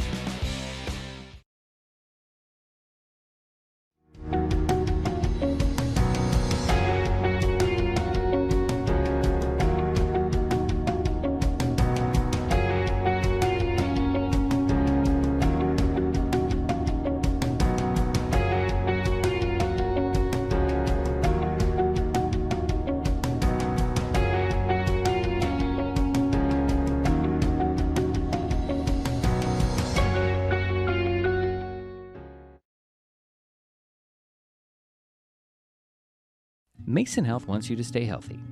Are you turning 65? Mason Health can help you maximize all that Medicare has to offer. Did you know Medicare covers preventive services under the Medicare Wellness Program? Medicare coverage includes screenings for depression, diabetes, obesity, and alcohol misuse. You can also get mammograms, pap smears, pelvic exams, and more.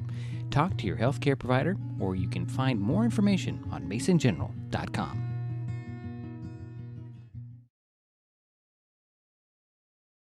This changes everything. Next TV is here. It's the full-featured digital TV service delivered to your smart TV or connected devices by fast, reliable Hood Canal Fiber Internet. Record your favorites on a cloud DVR, then watch from anywhere. Pause and rewind live TV, restart or replay shows you've missed, and more. Call or click hcc.net for a special offer on Next TV today.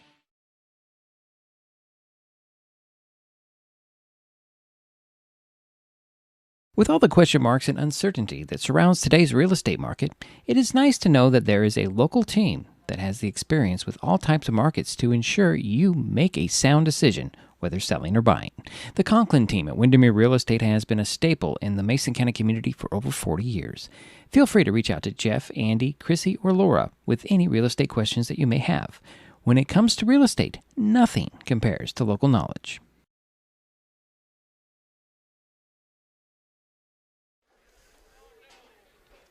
Okay, it's a final here in Buckley.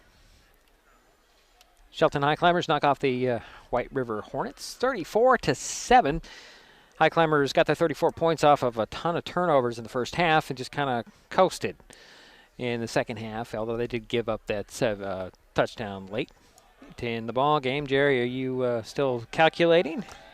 Yes. Okay, so next Friday, Shelton opens Evergreen Conference play on the road at WF West. Mason Web TV, powered by HCC, will be in Chehalis for that game. White River opens play in the South Puget Sound League next Thursday with a road game at Clover Park. Now, our next broadcast, as we mentioned earlier, is tomorrow night as the North Mason Bulldogs host hold their home opener against Stillicum Sentinels. Kickoff at Phil Pugh Stadium in Belfair is 7 p.m., and we will, again, have that for you right here on Mason Web TV, powered by HCC.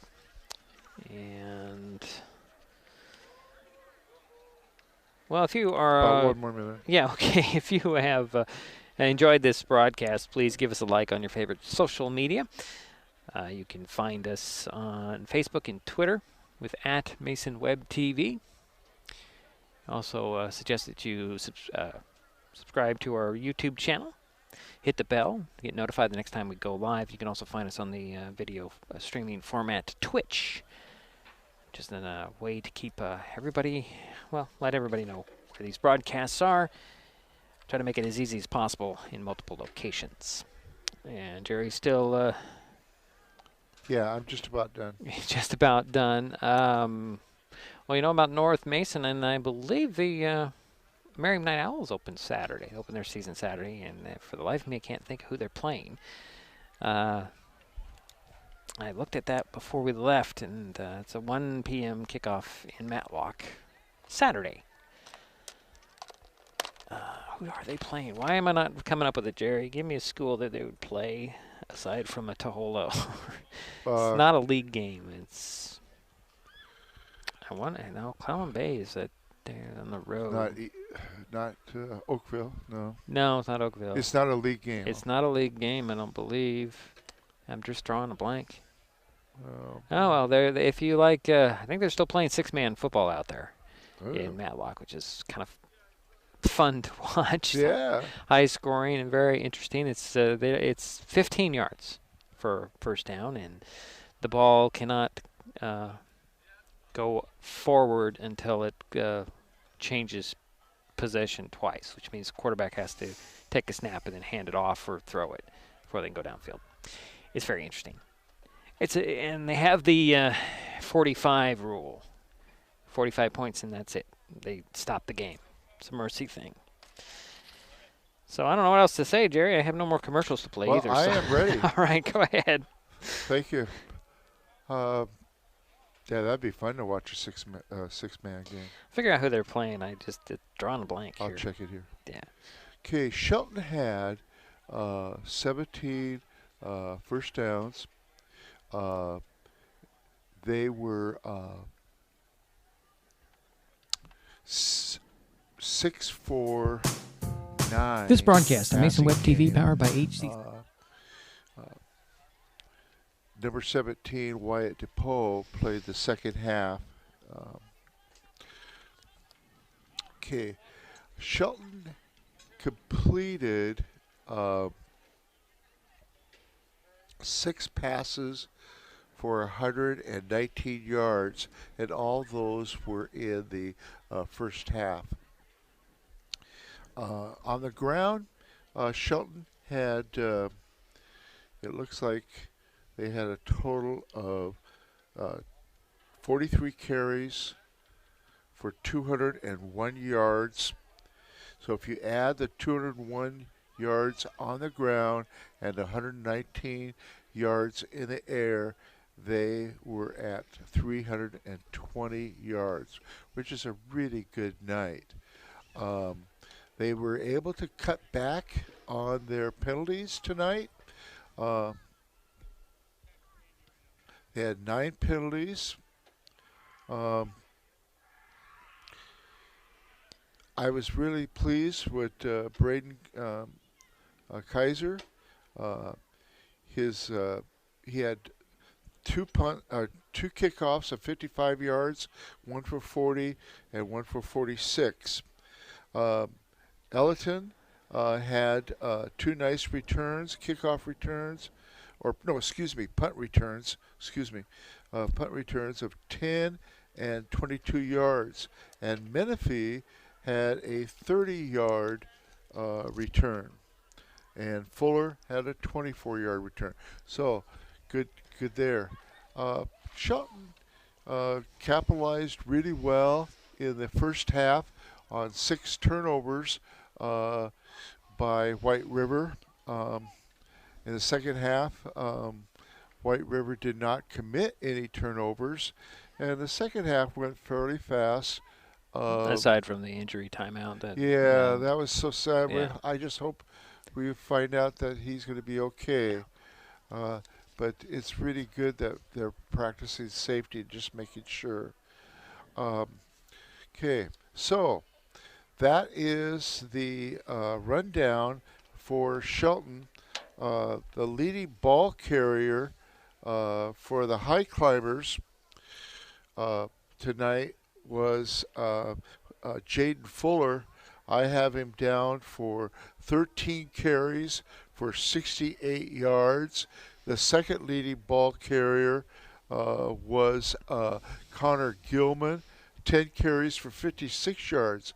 And Skylar Smith, who carried the ball 9 times in the second half, had 45 yards total. Had a good game, Skylar did. And so that's the statistics for Shelton. Basically, they scored all their points in the first half. Yeah. And now, White River. White River had 10 first downs. They were 8 for 15 in the air. They completed 8 passes for 117 yards.